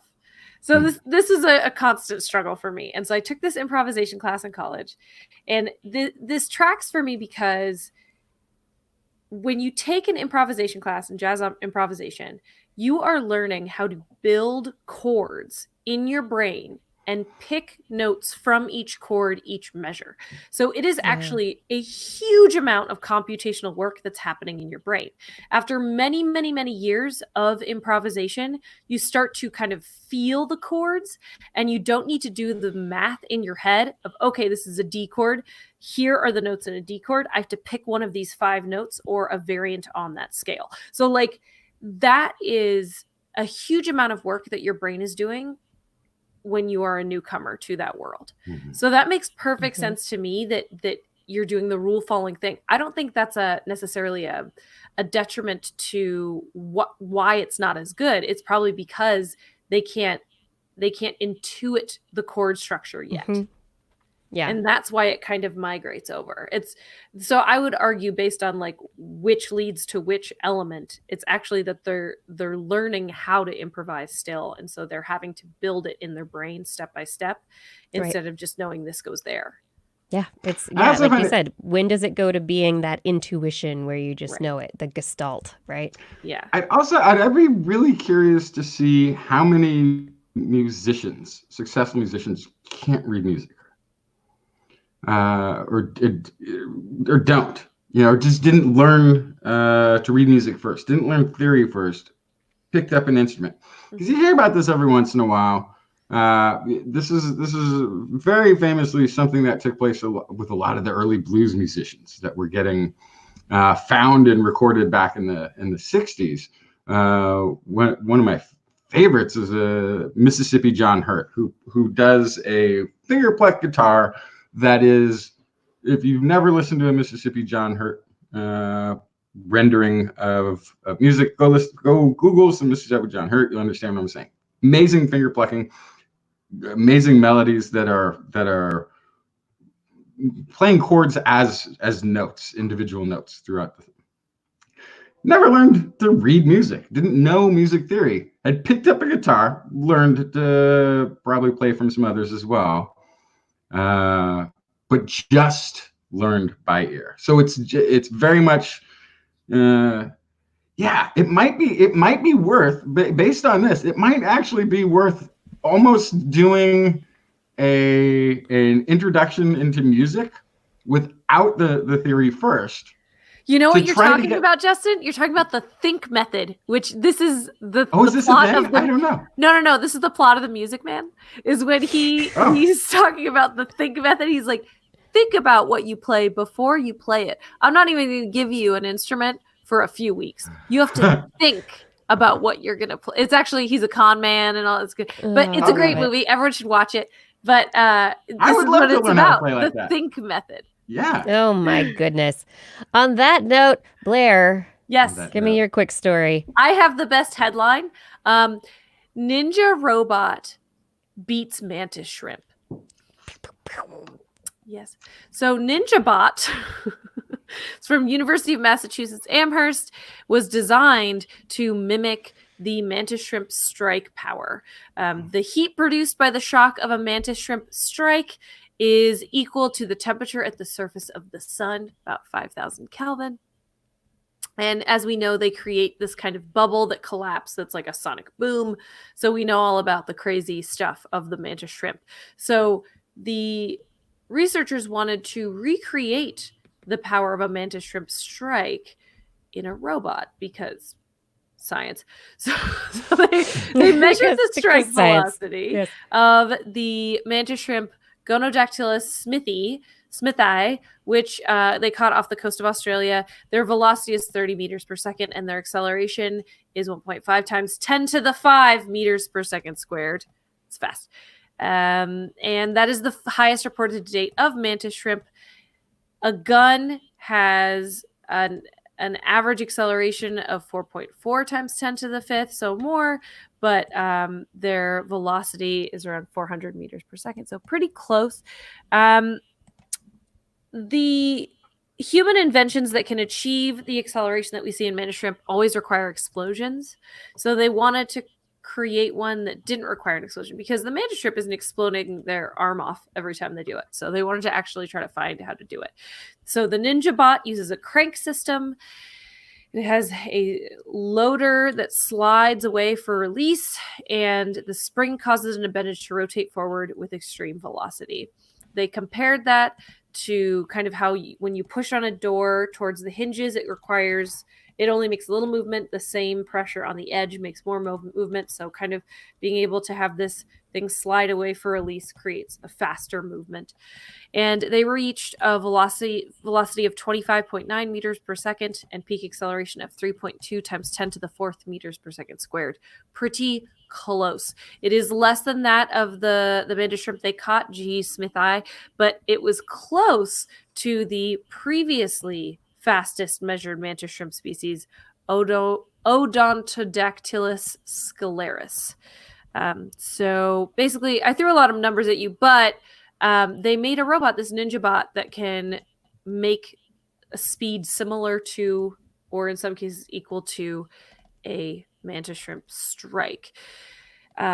So they also were able to make some bubbles, some cavitation bubbles like the mantis shrimp. So that was a very kind of a good sign that they were getting onto this.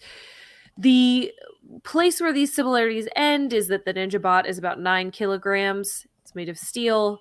The mantis shrimp that they measured is only about 0.4 grams. So pretty different shape, size, weight for the same amount of power. So we're working really hard to do what nature has figured out in a much easier package. But the more we can understand that, we can move this information to other robots. We can start to understand the mechanics of how a mantis shrimp moves better.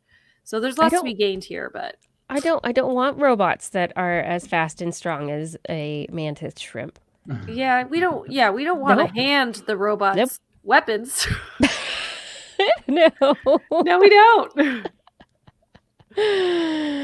Oh. I'm going to circle back to something real quick. Martin Moore and the I guess this is what is this? The YouTube chat room that we've got on the side of this. Martin Moore is asking what happens in that area of the brain, that back left, typically. If it's all the way back, that's the cerebellum, yes?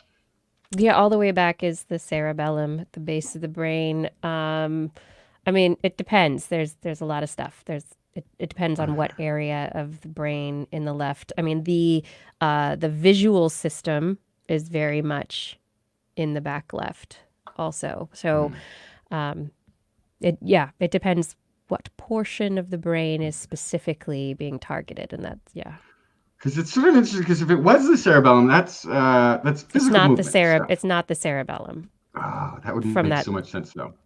The study. Yeah, nope, not the cerebellum. This is part of the cortex of the brain. Okay. Yeah. There's those guys that have that weird math ability where they can just do addition and subtraction like with bigger numbers than that most of us would have to use the thinking part of our brain. We'll have part of their regular math center back there, which is just physical movements, balancing kind of stuff. And so they can utilize the part of the brain that's doing the calculations for balancing to do other stuff with, which is I guess probably got much better algorithms going on in that part of the brain. All right, yeah, it all depends on what you're doing for sure. But it would be sort of interesting if it was getting converted into that improvisation was turning into an automatic sort of thing that the brain processes and handles and does without us actually having to concentrate at all on it. So yeah, I mean, I think that's what is happening during improvisation for sure. For the experts, yeah, and it's I wonder if it's close to the cerebellum. I wonder if it's utilizing the same sort of things, or what else goes on in that region. It's a great question, Martin Moore. We'll have to see if we can find that answer for you because I want to know it too. It's not the cerebellum. It's not the cerebellum. It's not the cerebellum. But I want to know where that is because it's kind of interesting because the brain will the brain will transfer resources. There's this really interesting story about this. This is a sideways thing. There's a guy who lost his hand. You are going sideways. I know, but this is important to this story that you told. This guy lost his hand, and then every once in a while, his hand would kind of like his hand that's not there. He would feel it when he would shave. Yeah. And it's because there's a part of the brain that registers and monitors the touch from the hand and the touch from the face. And they're right next to each other. When he lost his hand, when it stopped sending signals to the brain, hey, this is hot, cold, I'm over here, it stopped sending signals. It still looked for signals. It started getting it, the sensors from the face part started to migrate over. So they would function again. So and so now he could feel his hand by touching his face, the hand that wasn't there. So where things are in the brain is really important. That's why I'm kind of curious of what's next to this, what's around this. Is it sharing a resource that we normally as humans have dedicated to some other task? And it is one of those more automatic brain regions where we don't have to concentrate on it's probably it's probably an associative area of the brain that is active to bring together multiple domains. So, I mean, what you're talking about with the hand stuff is somatosensory cortex. Yes. But what you're going to be talking about with something related to knowing how to improvise on the guitar is not just motor memory. It's also going to be those rules of how the music works. You know, what are the things that you've learned over, a decade of improvising that work, and what are the things that don't work? And so those, after a while, that knowledge gets integrated. And so there's going to be auditory, there's going to be sensory, there's going to be motor, that are all going to be coordinated to allow that smooth, natural movement, right? The music. So is this does that region? This is just so is that so? If you have a master chef who you like, here's some ingredients, cook this up. Are they firing off in the same thing? Like, okay, but you got to change one ingredient. Okay, I know what I'll do here. Is it also right? Like, so is it another collective nexus? I'm just. It could be. Yeah. I don't know. That's a very interesting question. Yeah. I don't know. It's a very interesting question. Making that fair. We have come to the end of the show. No. Thank you all. Yeah. Thanks for listening. Hope you enjoyed the show. And if you did, share it with a friend. Want to give some shout outs to our people out there. Fada, thanks for helping with the show notes and social media, and also with our YouTube chat room. Identity4, thanks for recording the show. Gord for manning our twist.org/live chat room, IRC. And I would like to thank our Patreon sponsors and the Burrow Welcome Fund for their generous support.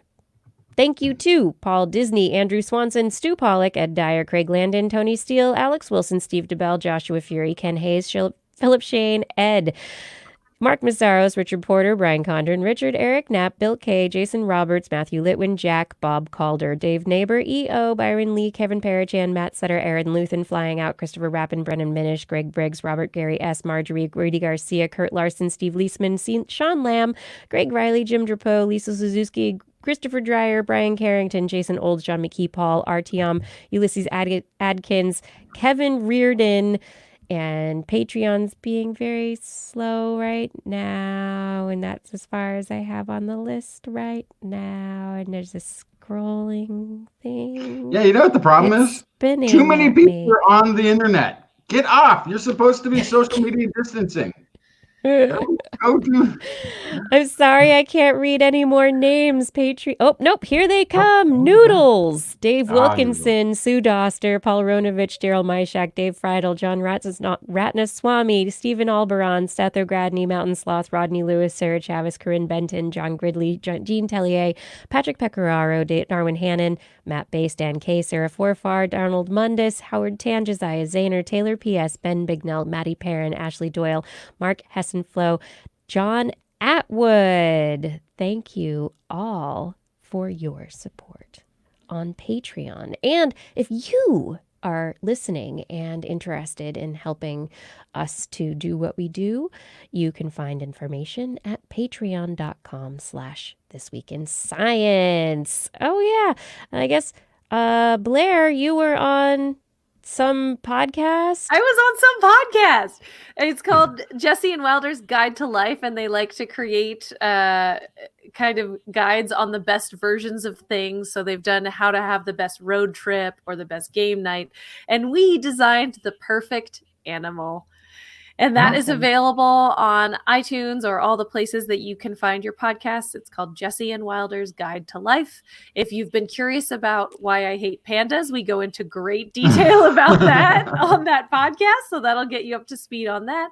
I talk about why I love hippos, and we design quite a monster of an animal that has tentacles and spider legs, but has fur and is the size of a wolf. It's great. I can't describe it any more than that. You're just gonna have to listen. Awesome. Have to listen. Yeah. On next week's show, we will be joined by Vanessa Hill from the YouTube channel BrainCraft. She is another science communicator and will be joining us. And we will be back Wednesday, 8 p.m. Pacific time, broadcasting live from our isolation booths. We've had to go to the home studio now. Wait, didn't we already have home studios? We did. Nothing has changed. No. We'll be on YouTube and Facebook and TWIS.org/live. Yes, and if you'd like to listen to us as a podcast, I wish you would. Just search for This Week in Science wherever podcasts are found. If you enjoy the show, you should get your friends to subscribe too. Perhaps they have some extra time on their hands for podcast listening. For more information on anything you've heard here today, show notes and links to stories will be available on our website, www.twis.org, and you can also sign up for our newsletter. Yes, contact us directly as well. Email Kirsten at Kirsten. That's harder than it looks. Email Kirsten at thisweekinscience.com, Justin at twistminion@gmail.com, or me, Blair, at blairbaz@twist.org. When you do, be sure to put TWIS, TWIS, in the subject line or your email. Oh, it's going to be spam filtered into oblivion. Yes. You can also hit us up on the Twitter where we are at TWIS Science, at Dr. Kiki, at Jacksonfly, and at Blair's Menagerie. We love your feedback. If there's a topic you'd like us to cover or address, a suggestion for an interview, a haiku that comes during the night, please let us know. We'll be back here next week, and we hope you'll join us again for more great science news. And if you've learned anything from the show, remember, it's all in your head. This Week in Science. This Week in Science. This Week in Science. This Week in Science, it's the end of the world. So I'm setting up shop, got my banner unfurled. It says the scientist is in, I'm gonna sell my advice. Show them how to stop the robots with a simple device. I'll reverse global warming with a wave of my hand. And all it'll cost you is a couple of grand. 'Cause this week's science is coming your way. So everybody listen to what I say. I use the scientific method for all that it's worth. And I'll broadcast my opinion all over the earth. 'Cause it's This Week in Science. This Week in Science. This Week in Science. Science. Science.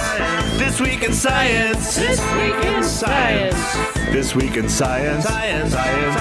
Science. I've got one disclaimer, and it shouldn't be news, that what I say may not represent your views, but I've done the calculations and I've got a plan. If you listen to the science, you may just yet understand that we're not trying to threaten your philosophy. We're just trying to save the world from jeopardy. Jeopardy. And This Week in Science is coming your way. So everybody listen to everything we say. And if you use our method instead of rolling a die, we may rid the world of toxoplasma gondii. 'Cause it's This Week in Science. This Week in Science. This Week in Science. Science. Science. Science. This Week in Science. This Week in Science. This Week in Science. Science. Science.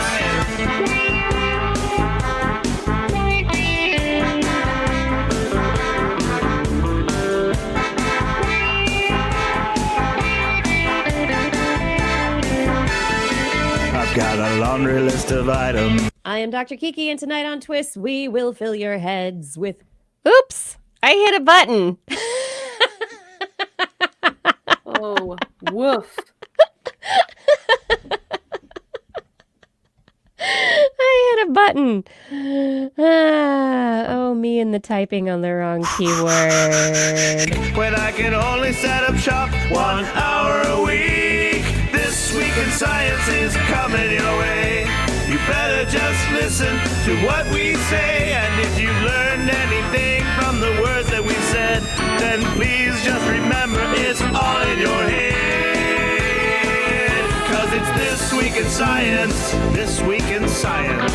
This Week in Science. Science. Science. This Week in Science. This Week in Science. This Week in Science. Science. Science. This Week in Science. This Week in Science. This Week in Science. This Week in Science. This Week in Science. This Week in Science. This Week in Science. This Week in Science.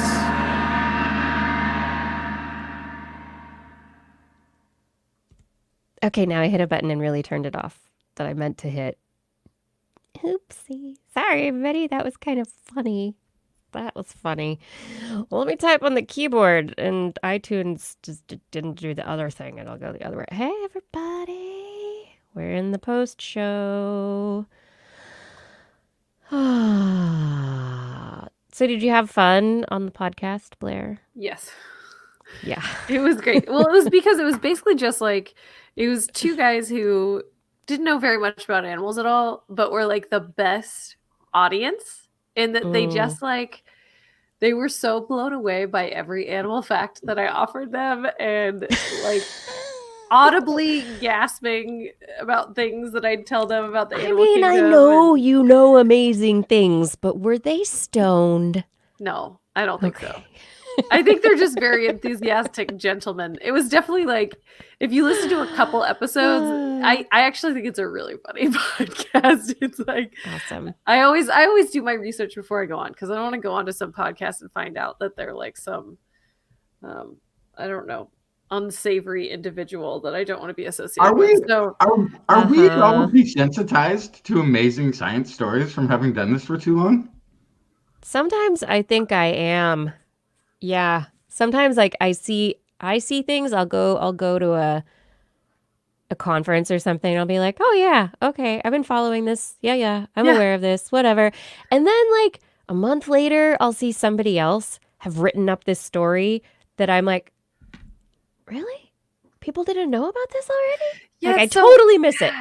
I'm like, this is part of the kind of the double-edged sword of what we do too, is that I feel like we see a lot of the stories like 2 weeks before the general media see them. yeah. And so people come to me and they'll be like, oh my God, did you hear? Yeah. I'll be like, yeah, I knew about that. Weeks or sometimes months. Sometimes Months, it's yeah. a month later. Yeah, totally. There was one, this is what the example that's always in my head, but it was like a front page story in a Los Angeles newspaper about multitasking and, you know, people trying to look at phones while driving, something like this.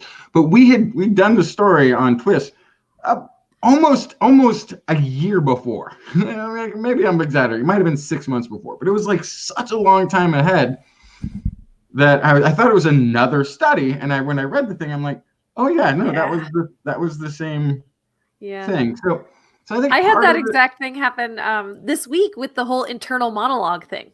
Remember that? How we found out that some people have internal monologues and some people don't. And it was this whole thing. So it made the rounds around my Facebook friends this week. And I saw it and I clicked on it. I was like, oh, this is like a new development. And I clicked it. I was like, no, it's the exact same story. Wait a second.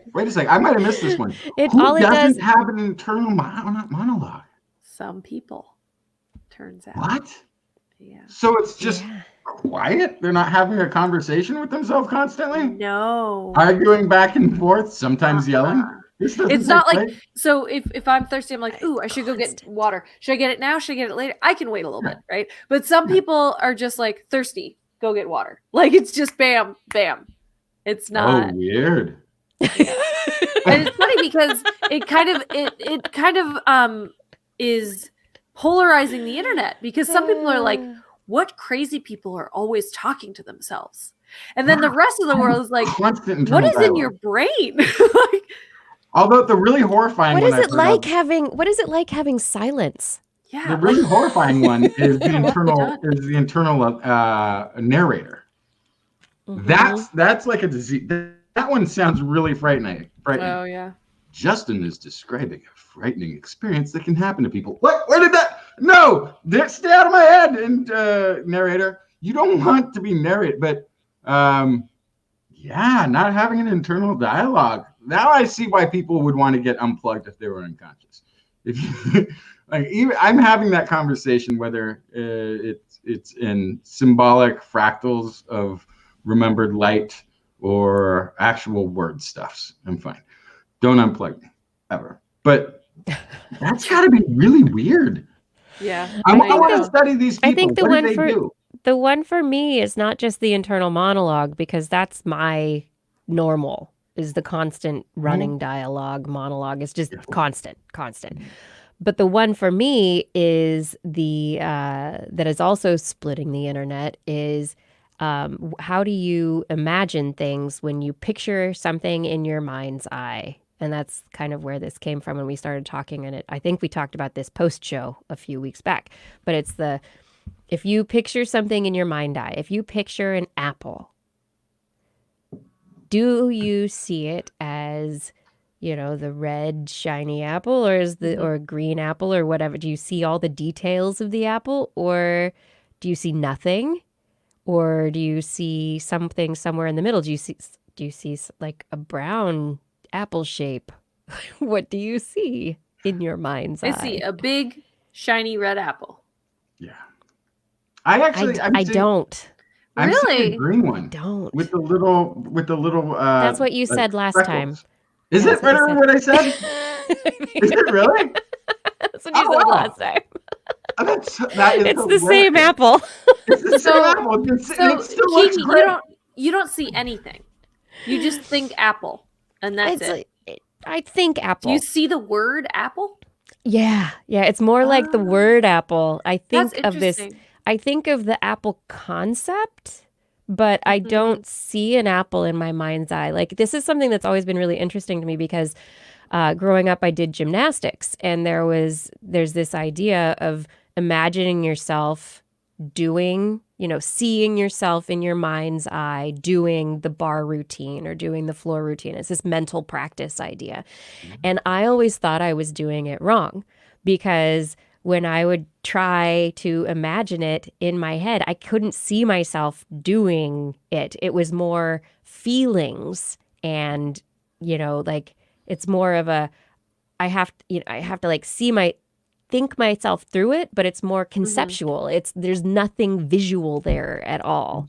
That sounds like a back left conversation, if I've heard Right? one. Wait, Yeah. you don't have an image But I imagination? dream. My dreams are super visual, so like my brain can conjure up all sorts of things when I'm unconscious. So if somebody says, okay, so if apple comes up, you don't see an apple. But if somebody says, picture an apple, is that any different? What? No. No, it's not. It's still like you can't then, all right, I will form and hold in my head this image of an Shape apple. of. No. Oh, interesting. No, I can't. I can't I visualize. didn't know that was things. possible. I didn't know that was a thing. No, yeah. Yeah, wow. But talk about the verbal side of things. Constant dialogue, words, Yes. Fascinating, right? The darkness in my life. But feeling, like, emotions and feelings, I'm very, like, I can call those up in a second. Oh wow. Yeah, I sometimes can't. This is the thing that I think I've even talked about here before. The things that make me cry are the sappiest, intentional, like little tearjerker moments in movies. At the end of Babe, when Babe does the sheep herding and the farmer just says, "That'll do, pig." Tears. The little Toy Story 4 or 7 or whatever was the last one, where they give the toy to the misfit evil doll to the lost little girl. Mm-hmm. Tears. Oh, just it's like I can watch the thing about like the human tragedy that is like, yeah, it's awful, it's really bad what's happening to all these people. Nothing. Oh, Good job, little pig. You earned the respect of the farmer. Cheers. I don't know why I'm a sucker for these like little animals, noble heart tug moments, but not for like the rest of humanity. I am a sucker for a minor chord, specifically D minor. I think is the one that always like makes you cry. But yeah, music in a minor chord, I will just all of a sudden start welling up. You're like, oh, yeah, I'm fine. See, I have a very when I need to calm down, I will listen to something with a lot of minor chords. Rachmaninoff or something like this is perfect. It's sort of like moody and dark, and it just makes me feel kind of frisky, actually. Yeah, I don't know. I react very differently than you do to minor chords. Very differently. Yeah. Oh my God. I love brains and the differences. Yeah, for me, it all depends on how much alcohol I've imbibed, or that's definitely part of it too. What part of the month, what phase of my hormonal cycle I'm in.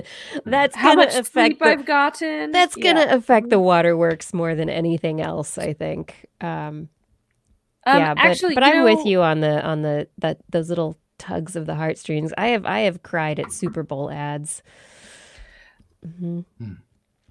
It's true. It is true. I mean, also, I usually cry more when I'm angry than when I'm sad, which is a very interesting.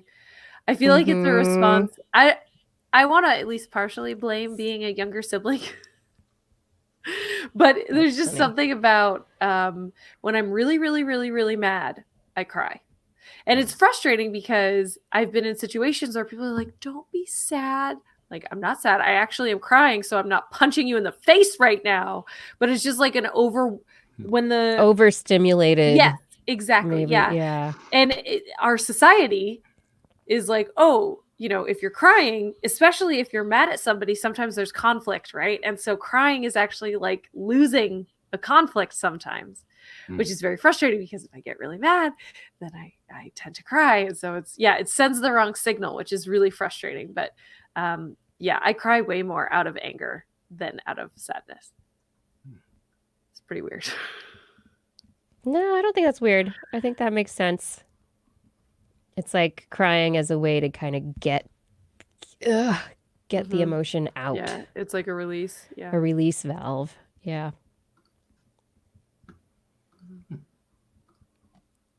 Yeah. Oh, in that article, Justin, I'm looking at the neuroimage article on the jazz musicians. Yeah. The experts exhibited right parietal and central clusters of broadband activity. Let's see. What is this here? Greater parietal activity may reflect an associative brain state which relies on multimodal sensory processing and integration, long-term memory, mental imagery, spatial coding, sensory motor transformation, and attention. Yeah, so anyway. Just like you predicted it would say. Yeah. Delta, strong relationship with functional connectivity within the default mode network. The default mode network is a set of inferior parietal and midline brain regions that are activated during low external task demands. Yeah, automatic brain stuff. Yep, exactly. Yeah, and the involvement of large-scale networks such as the DMN and the frontoparietal executive network have been implicated in several recent neuroscientific studies of creativity. Right, increased they're referring to the connectivity. study that we're, Yeah. Increased connectivity across these networks may enable creative performance in a variety of domains, including music and writing. Dun, dun, dun. Writing. Yeah. Anyway, it's an interesting paper, and it's open, so people can read it if they want to read it and get in more brain details. Who's a zombie? Daniel Yount says someone's a zombie. Is Justin a zombie? Am I a zombie? I'm not a zombie. Who knows? Brains. So everybody, I hope you know that right now it's okay to cry if you have to cry. I've Right cried now. several times since I've been stuck at home. I am not going to be embarrassed to say. Don't be ashamed. Don't be ashamed worse of to going hold it in. outside and howling at the moon a little bit if you need to get it out a different way. You know, get a little people need a release valve, and there's a lot of stress and pressure for a lot of people right now. So we don't know what's going on in so many different places. So be good to each other. Be good to yourselves. Sleep in if you can.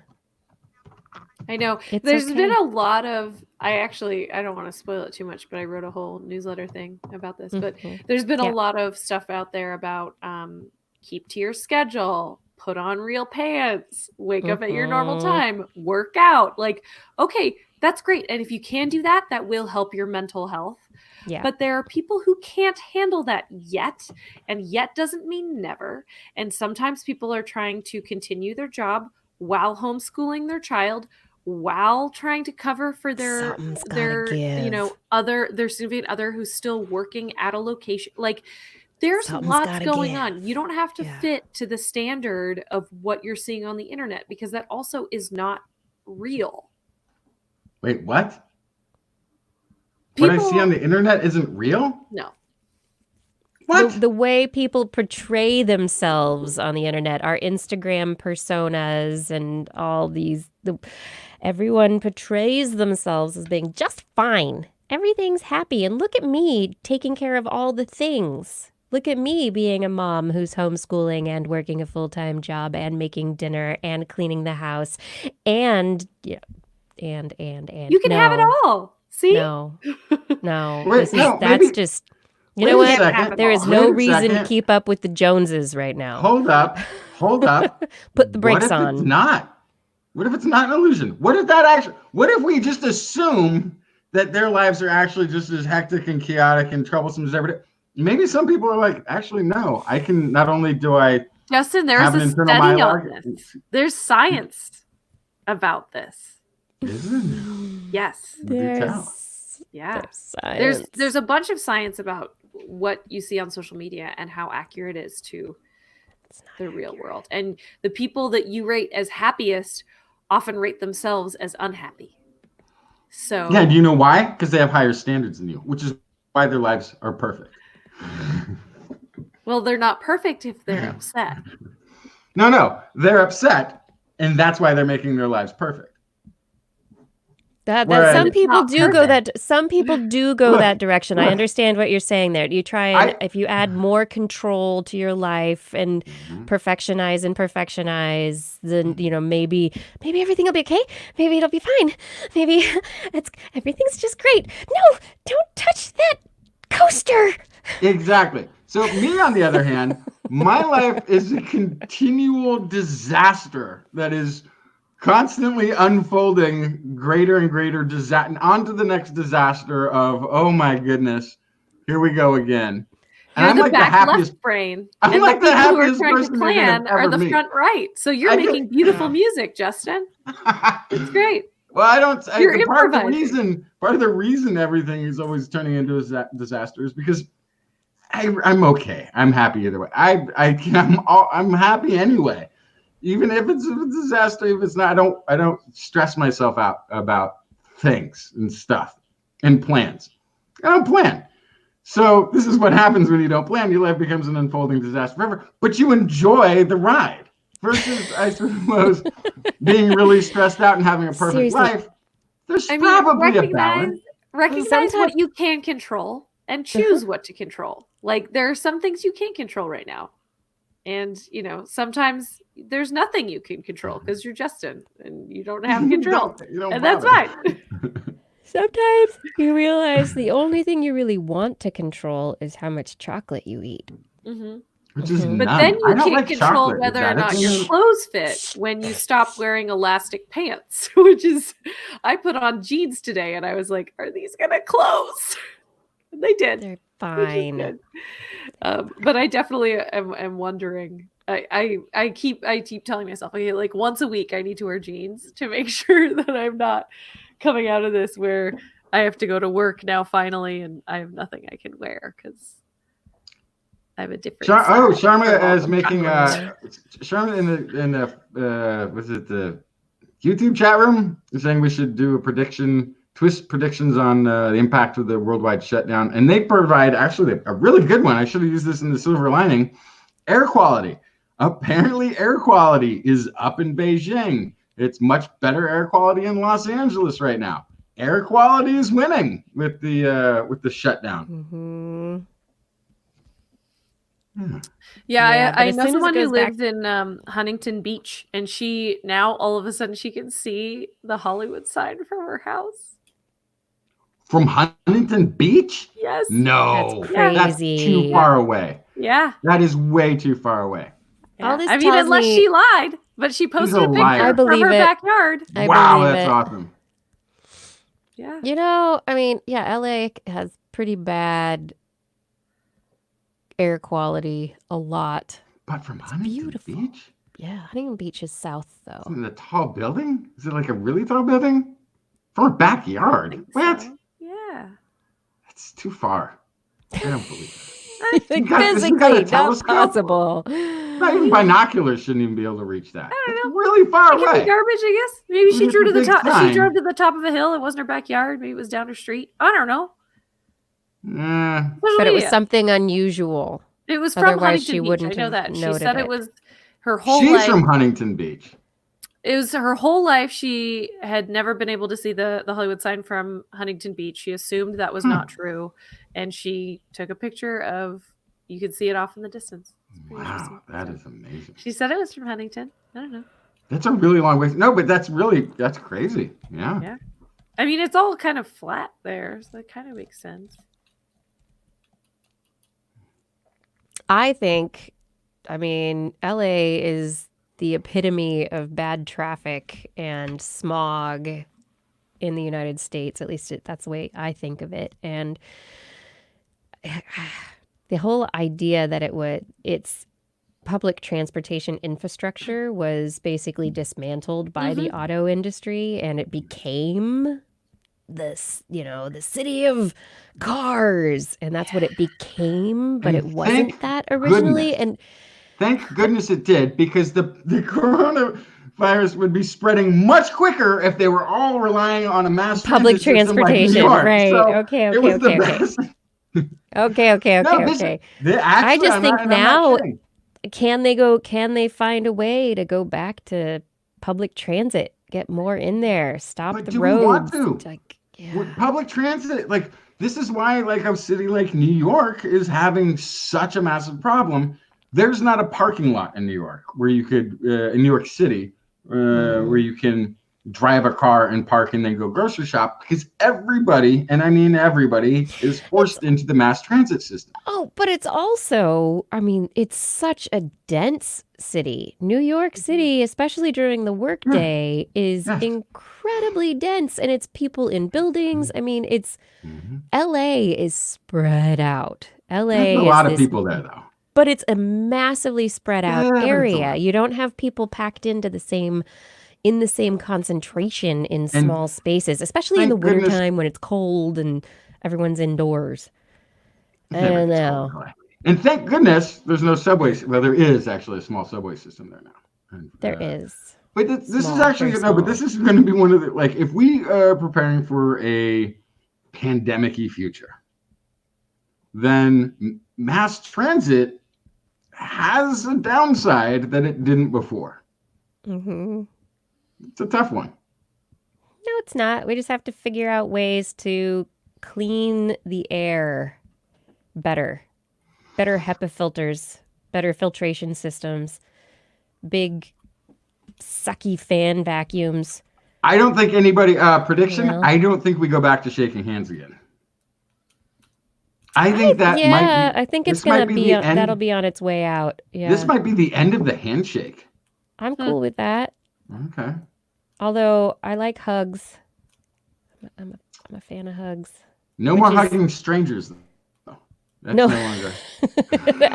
I don't hug strangers. Was that ever okay? I don't think that was ever No. okay. It's when you're meeting somebody new who's a friend of a friend. You can hug 'em. Yeah, it's too bad. I was a big hugger. I was Yeah. a big hug greeter. Well, I was also because I didn't like shaking hands with people. I thought that was gross. Eric in Alaska. Oh my goodness. Fun fact, if you applied the average population density of Alaska to New York, Manhattan Island would have a population of 12. That's amazing. Wait, say it again? Wait, say it again? I missed it. Awesome. Wait, say it again? Did you make that up, Eric? If you applied the average population density of Alaska to New York, Manhattan Island would have a population of 12.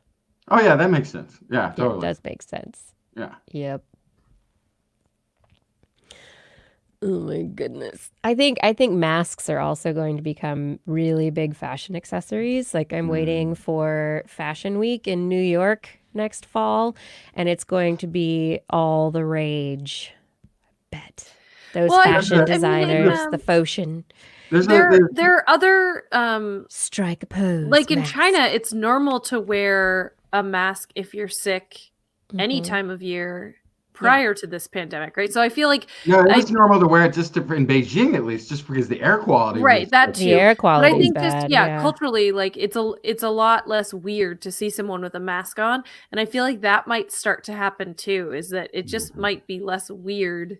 I've already kind of got desensitized to that, where I see people in masks and I don't kind of look twice. Which when this all started, I was kind of looking twice because they were telling us not to wear masks. So Mhm. like you're not supposed to, but I don't even really notice as much anymore. I think it also there is depends a on where company- you are, because Portland, like people are starting to wear masks more now here, but you all went into lockdown a week or so before we did. Yeah. So yeah. There is a company, I should probably Google it, that's making a scarf that has a filter built into it. And they've been that doing sounds this for a while.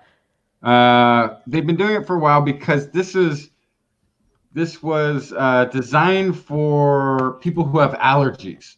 So they didn't have to wear like a medical looking mask walking around. And scoff, that's what it is. Scarf with hidden filter mask, which is apparently their sales have gone through the roof. But the Sounds idea awesome. was this I was want something a more subtle, fashion-friendly way that you could walk Yeah. around without, sneezing from the pollen in the trees and all this sort of stuff. Apparently, this was somebody's little side project business, and they went from sending out a few a week to having more orders than they could possibly fill in their normal time frame. But yeah, scarf. Scarf with filter. SCOUGH. Scoff, I guess. I'm saying scarf. Oh, Scarf. It's a scarf. scarf with a cough. Oh, it's cute. Scarf. Did That somebody kid in style. some sort of press conference today suggest that emergency workers wear scarves instead of masks? Mm-hmm. Mm-hmm. Well, I mean, what they're getting down to is we just don't have the supplies that you need, and you're gonna have to do whatever you can to protect yourself. That's what we're getting down to, which is really sad. Yeah. Wow, these are really cute. Scoff. Yeah. Oh my gosh. Shielding bandanas. Oh, they got kids style. Oh my god. Hello, filter scarves. I am all up in here for Marshall's birthday present. Oh, and they have fresh filters that you can put in there. What? Happy apocalypse birthday! Oh my god, I love this. Wow, they actually use activated carbon filters. Huh. Yeah. Huh. The activated carbon is probably really good for air pollution. Also, it should filter out the fart smells pretty well. Yes. There you go. Oh my god. I can't believe my friends haven't told me about this one yet. This is Well, they just did. What do you? You did. You just told me. I know. Before now. I can't believe I'm just learning about this now. What?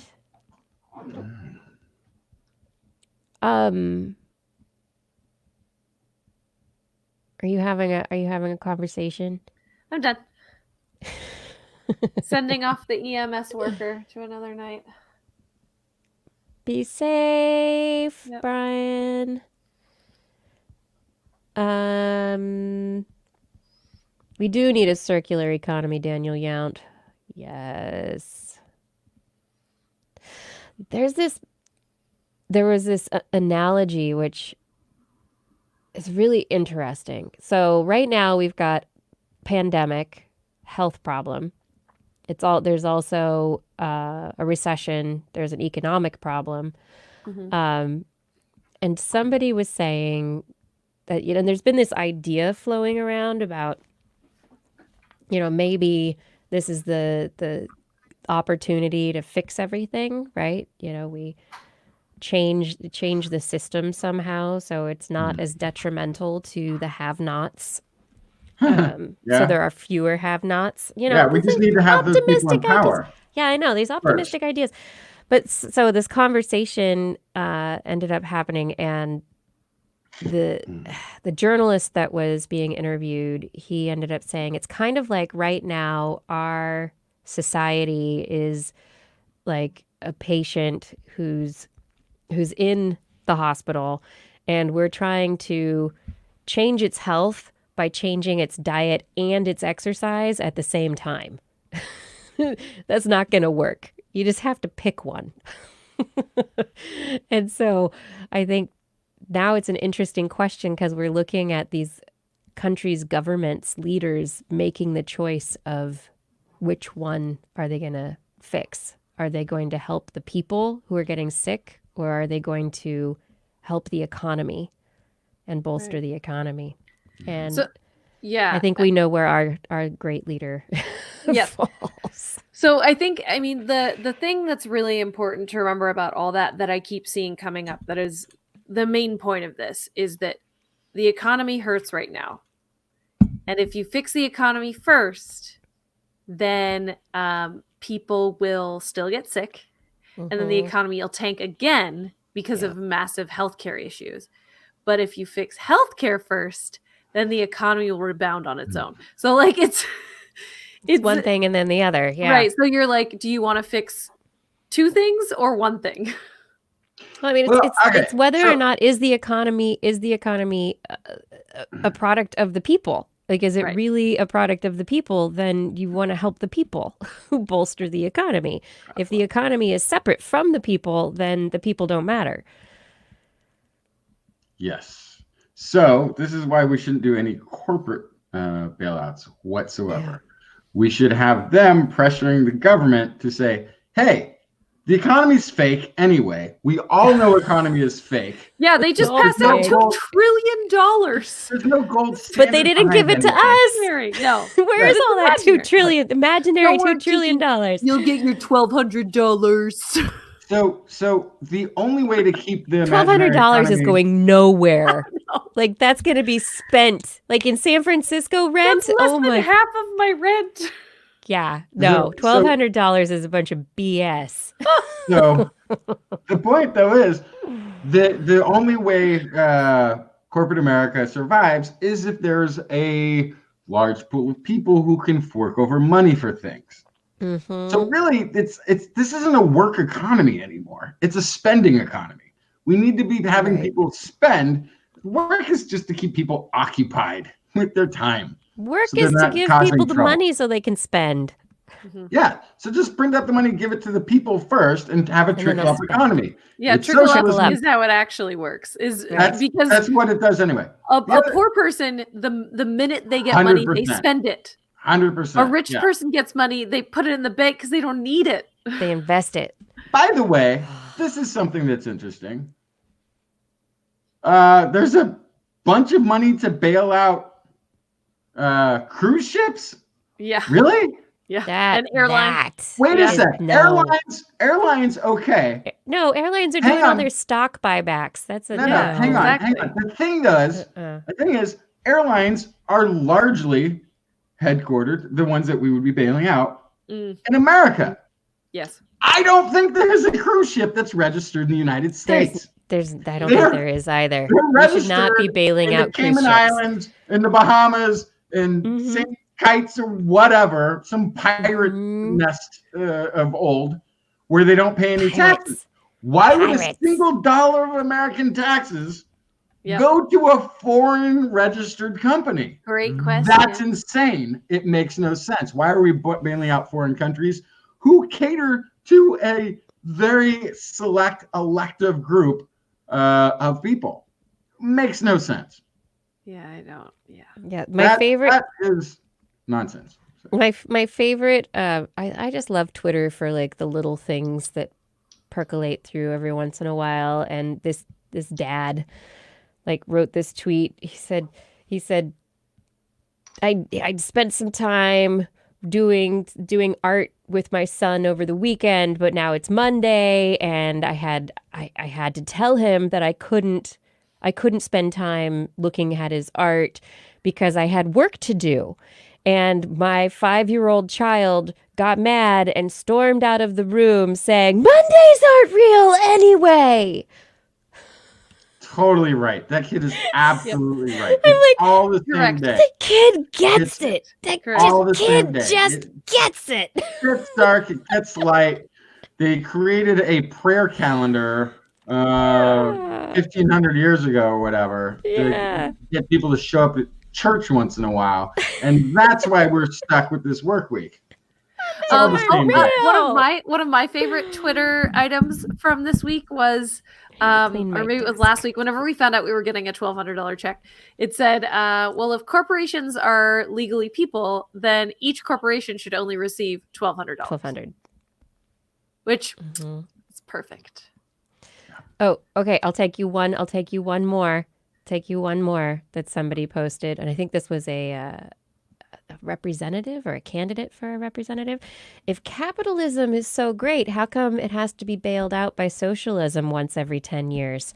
It's a great question. Yes. Yes. I don't Yeah. know. But Kiki, what, you want us to be Venezuela? Venezuela, the failed socialist country. Okay, can I point out something I to don't other want to be people who have ever Venezuela. No, I don't want to ever be heard or you ever get this Venezuela. argument or ever see the argument where somebody goes, "What about Venezuela?" Before Venezuela was a failed socialist economy, it was a failed capitalist economy. That's how it became a socialist economy, is because before they had capitalism that was so rampant and corrupt that it failed. So stop using Venezuela. Regardless of the political system that Venezuela has had, it has failed and been miserable, partly because they're extremely wealthy. And so everybody wants, they have more oil than Saudi Arabia, apparently, more diamonds in South Africa, apparently, or gold than some other place that has a lot of gold. But they have tremendous value of natural resources that large countries, same thing. Large companies Want would to like exploit. control over. And so they're constantly getting whoever their leaders are bribed and corrupted through money in exchange for things. So One of the best book, one of the example. One of the best books is Confessions of an Economic Hitman. Yeah. Oh, that's a throwback. But yes. yes. That is fantastic. Yeah. Yeah. So, and then part of it, what it was too, is teaching them the ability to take on global loans for a nation that can get funneled into some of that leadership that indebt the nation, then we can take in companies can claim control of resources in those countries outside of the political system that can outlast a particular leader of that nation who also profits from it. Yes. Yeah. But the money system is just fake anyway. They should just give people money, and then at some point, this is the real danger. Right, just give everybody money. I mean, this is the real inflation, danger. whatever. At some point, we're going to realize, actually, most of us don't really need to work. We've already figured out, like, there's essential workers, and then there's the rest of us. A lot of us don't really have to be working to keep the economy or ourselves going. There's enough of this fake money to go around that they could just pay everybody to stay home and keep the economy. The stock market, you know why the stock market's fine? None of us are the stock market. No. Well, also, if I may, at least in the Bay Area, how many people are currently working from home? Which means you don't need offices, which means there's not a real estate shortage, which means it shouldn't cost so freaking much to live in this geographical space. Or in Vancouver, real estate, Canada, or I mean, there's so many places very similar. Yeah. If we ever wanted to get serious about economy, we would decommoditize housing to a great extent. We would have rent control that made it so that you just couldn't charge somebody 50%, 60, 70%, 80% of their income to live and dwell in a space, that you would cap it at like 15% of whatever the person happened to make. Yeah, like you don't even get to see what that amount. What's so insane to me is that more than half, probably 60% of my paycheck goes to rent. Mm-hmm. That's what? Crazy. When I was a child, a young lad in my civics class, I remember there was an explanation of how bank loans work, how mortgages work. And what it came down to is the thing I remembered was you couldn't get a loan for a home. The maximum amount you were allowed to borrow for a home was 25% of your monthly income could be your mortgage payment with all of the insurance and the upkeep and a little set aside. It's the most you should be able to spend on a house. And if the bank saw you be over that, forget it. That's not how it is anymore, which tells you what? Incomes haven't gone up. So why did housing go up? It's a fake market. And California is also largely, Wall Street started buying up single family homes, which means now it's like rich people own all of the rentals. It's like a smaller and smaller group, which we need. You know what we need? I'm going to go get my pitchfork. I think I have an axe handle in the back of the car. Yeah. Pitchfork. I mean, that is definitely part of it, right? What? Is once we no longer have to social distance, can we demand? No, that's the thing. We can't protest because we have to social distance. Kiki, we can't hear you. Yeah, there's. That's good. Oh, there you are. I muted myself. Oh, okay. I'm just going to sit here and eat my Christmas spice drops. We can't even have a revolution in the height of the perfect time to have a revolution because we can't go out in mass and march on things. However, I'm telling you, thank you for getting me back on point. You can eat candy. As soon as people realize that they never needed to be working, I think we go to a completely socialist economy where people get to do what they like to do for a living.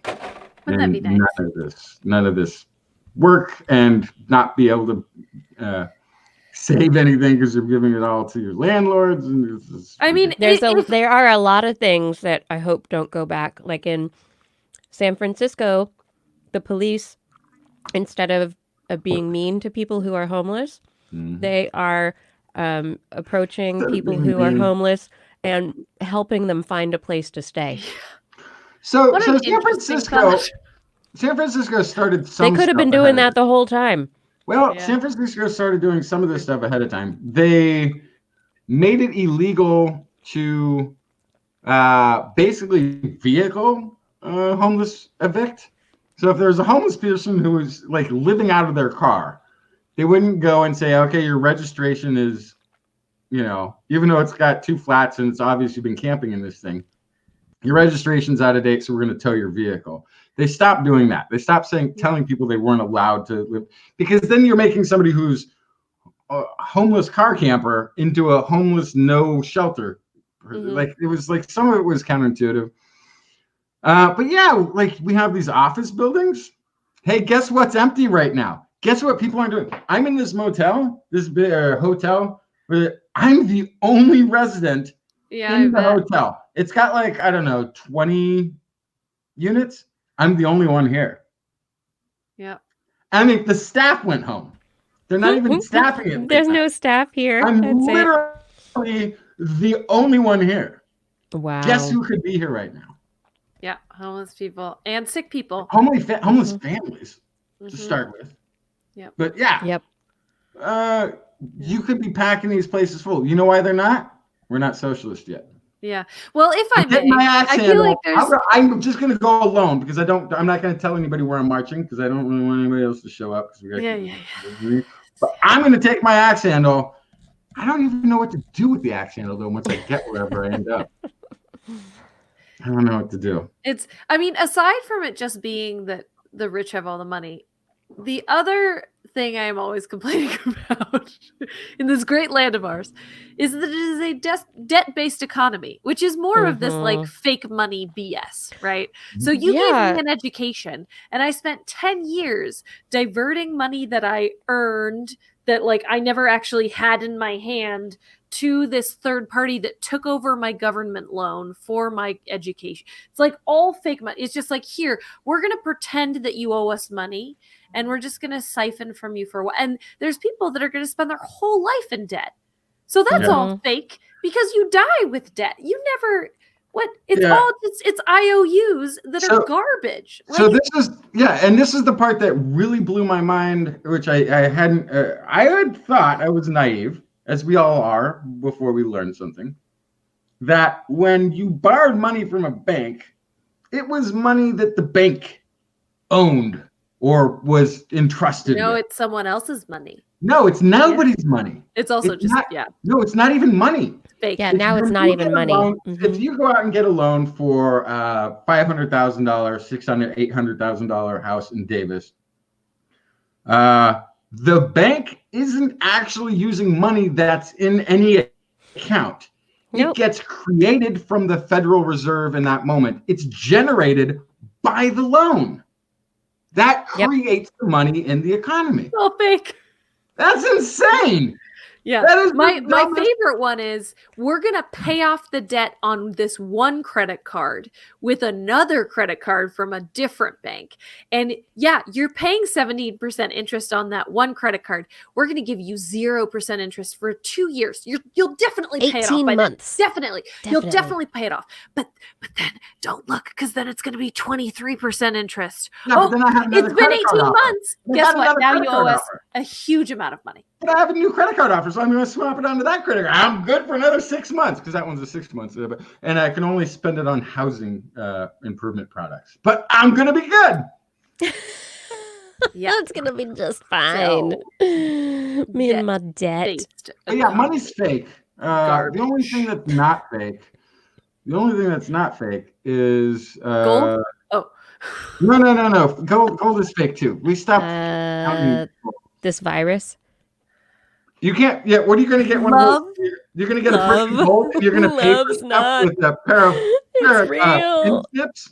You're going to be like, okay, how much is that? That's $40.53. Okay, I think that's about $40 worth of the gold, and then 43 cents. Here we go, potato shredder. I'll just take a little slice off of here. There we go. That ought to. And it's ridiculous. This is no gold economy. Money's always been a fake contract between people for goods. I think for history. I think we can have a better social contract than a life in debt. It's garbage. It's garbage. The real estate thing to me is really offensive. I think that's part of, if you look back at why this uncivilized, untamed territory was so attractive to people, was because back home, nobody owned anything. Nobody could live on their land. Everything was the king's land. If we're getting to the point where Wall Street has commoditized real estate to the point that all of real estate, whether it's your mortgage, you don't own your home, Now it's whether all you're King's paying land tax, again. you don't own your home, and then the consolidation, when they started buying after the housing collapse, when Wall Street funds started buying up single family homes and they were going to rent them and flip them when the economy improved, only they realized, wow, actually, it makes more sense to keep renting them forever. Let's keep buying regardless of where the market is. There was a law that was proposed, a proposition that was proposed in California just to track how much private ownership, corporate ownership of single family homes is in California right now. And it was shot down. We aren't even allowed to know that number right now. I have a theory about that, and that is that most, and this is based on zero evidence, so it's just a theory. I trust your opinion. You're usually right. Most Americans want to protect the liberties of the rich because they believe that they could still be rich. They believe in the American dream so much that they want to make sure that they are protected when they hit it big.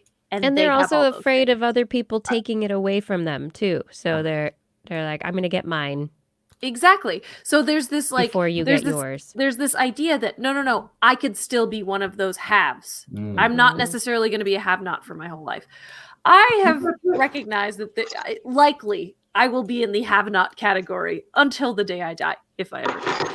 And that, you know what? That's the Try situation not to die in our current economic climb, and I So get you know what that. the thing But about so that I is- care about the have-nots more than the people who believe that they have the opportunity to hit it big still.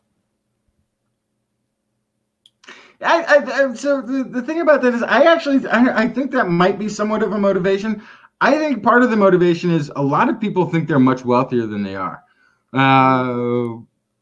If you are a poor person, you are probably living around other poor people.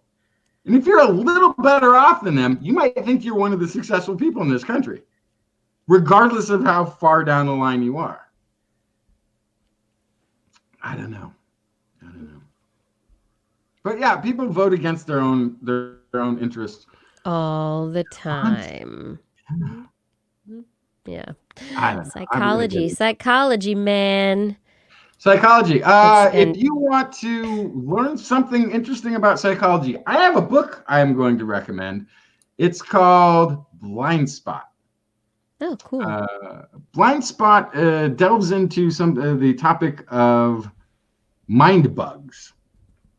Automatic responses that we have learned, how the brain tends to categorize things so that you may have reflex racism.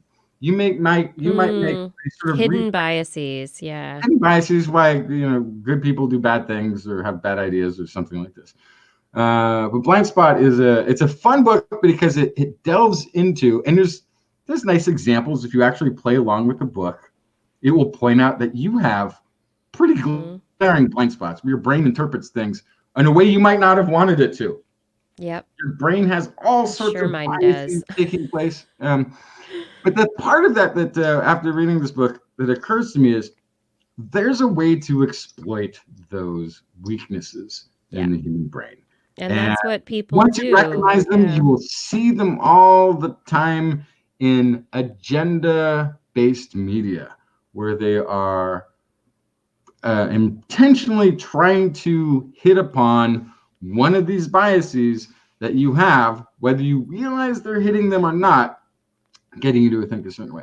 So yeah, extreme wealth is a abhorrent phenomenon in this country. Do I care that somebody's wealthy? No. Do I think it's good for our society? No. Do I think that it's been a fair playing field once you're wealthy? No, it's not. It's a completely different. They have different rights. There's different games. Yeah. They have different rights. Part of why a democracy. See, okay, not democracy. That's it. Capitalism. The way capitalism works is if people put in hard effort and then can do things and exchange. It's exchange of money, the better product. Once you take consolidation of wealth to the extreme that we have in the United States, it destroys capitalism. It's anti-capitalistic at that point. It's no longer capitalism.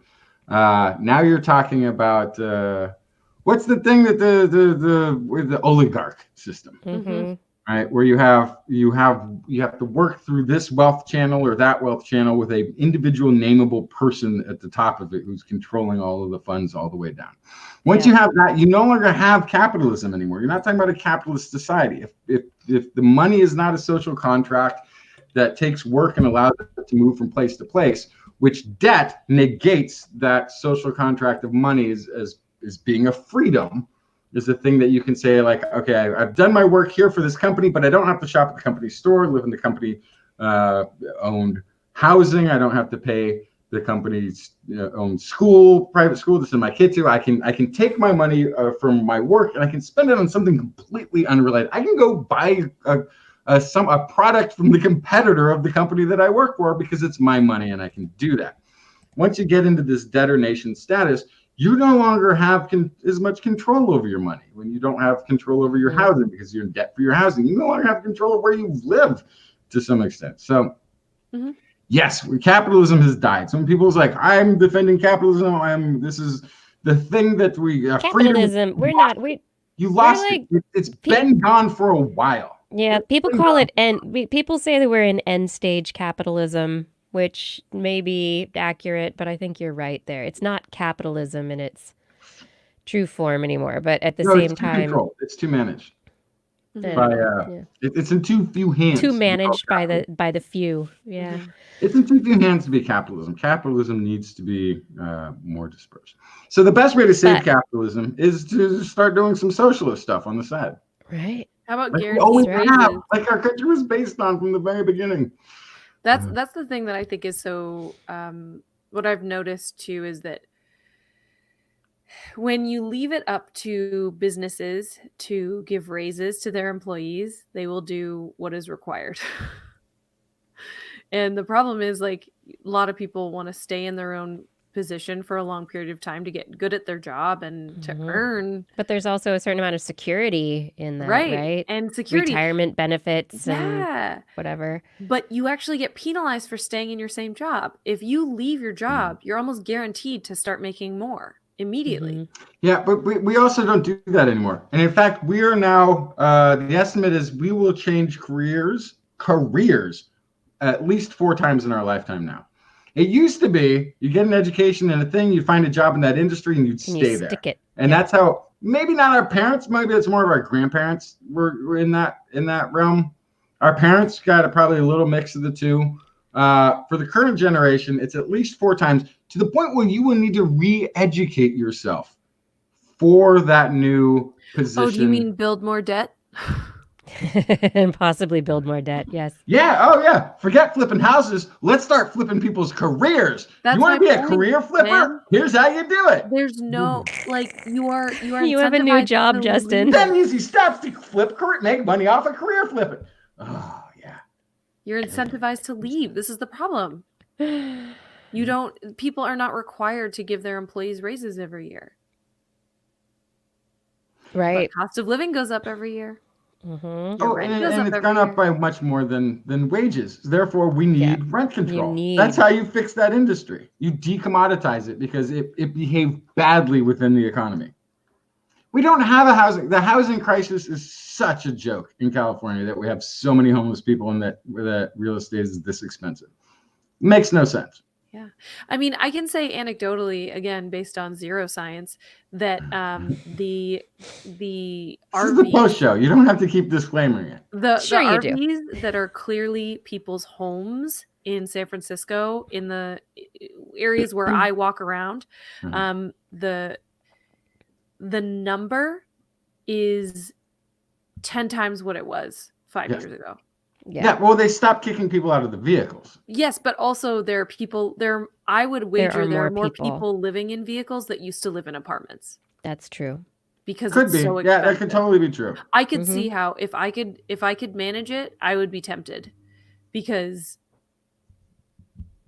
60% of my paycheck is going to my rent. That's just insane. So this is fun because technically I'm living in a vehicle now. Yeah. You are. This was not intentional. I was building a recreational vehicle to take trips on. Therefore, like I would And go now out you're beyond the and road. now you're stuck in California. Now I'm not leaving California. I don't have a job, in school full time. And so I've got this bus that's like half converted into like an adventure RV. They could be on the road for a couple days, and then he would hit a hotel, and so has an emergency toilet. Great. No shower. Who's gonna need that? So now I'm like picking out tile. Now I got to build a shower in this thing. But yeah, like I guess I could go and find an apartment. And then I looked at the prices of apartments, and it's just like, you know what? No, I'd much rather convert this little cabin on wheels than pay and put thousands, $2,000 a month into solar panels and fancy tiles and fixing this thing up nice than to some landlord for a half-bedroom apartment. Like, it's ridiculous. Anyway. All right. Why? All right. And fun silver lining. Hotel rooms are like half price, which I feel like I'm paying too much, because I am literally the only resident at the Vine Inn in Davis, which, by the way, is a very lovely place. If you're ever in Davis post social distancing, the Vine Inn in Davis is absolutely lovely. I Tell totally everyone where you are, revamp. Justin. You just told everyone you were alone, and then you told everyone where you are. Yeah.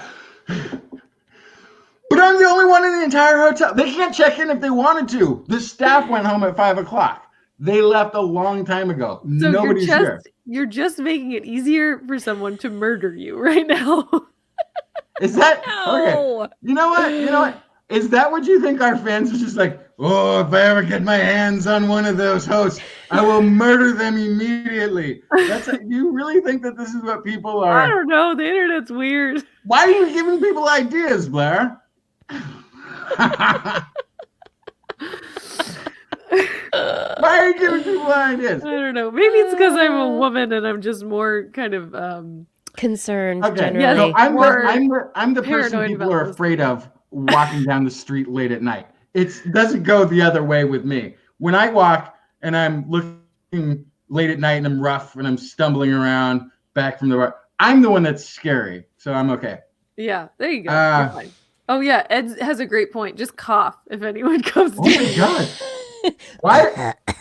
There's people scratching on the door now. What did you do, Blair? You're going to get me murdered in my... It's the zombies. They've come for you.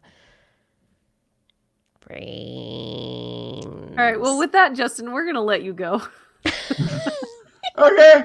Good luck sleeping. Oh, yeah, everything's going to be fine. I hope I see you next week. I'm still here. Oh my gosh. No, that's great. my Thunder God. Beaver also says he thinks you just convinced them to hang out instead.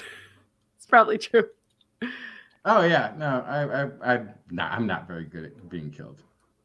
No. People have considered it, but then they're I'll like, be good at sleeping soon. no. Unfortunately, Are you staying on a it's a good- Denmark? You're on a Denmark schedule? no, I'm not still in Denmark time. I took a big nap in the afternoon, and then I had a lot of coffee to get ready to the show because I was still sleepy, and now I'm probably... So you're going to be up all night. Yeah. But it's been 3 hours of show. I think we should probably say goodnight, Blair. Good night, Blair. Say good night, Justin. Good night, Justin. Good night, Kiki. Kiki. Good night, everyone. It's been a wonderful time. I hope you all have a great week. Thank you for hanging out with us in the after show. Thank you for watching the show, and we will be back next week. Everyone stay healthy, be in touch, reach out Virtually. if you need it. Virtually. Virtually. Yes, do not disturb Justin. It also says insert into lock, except they don't have locks.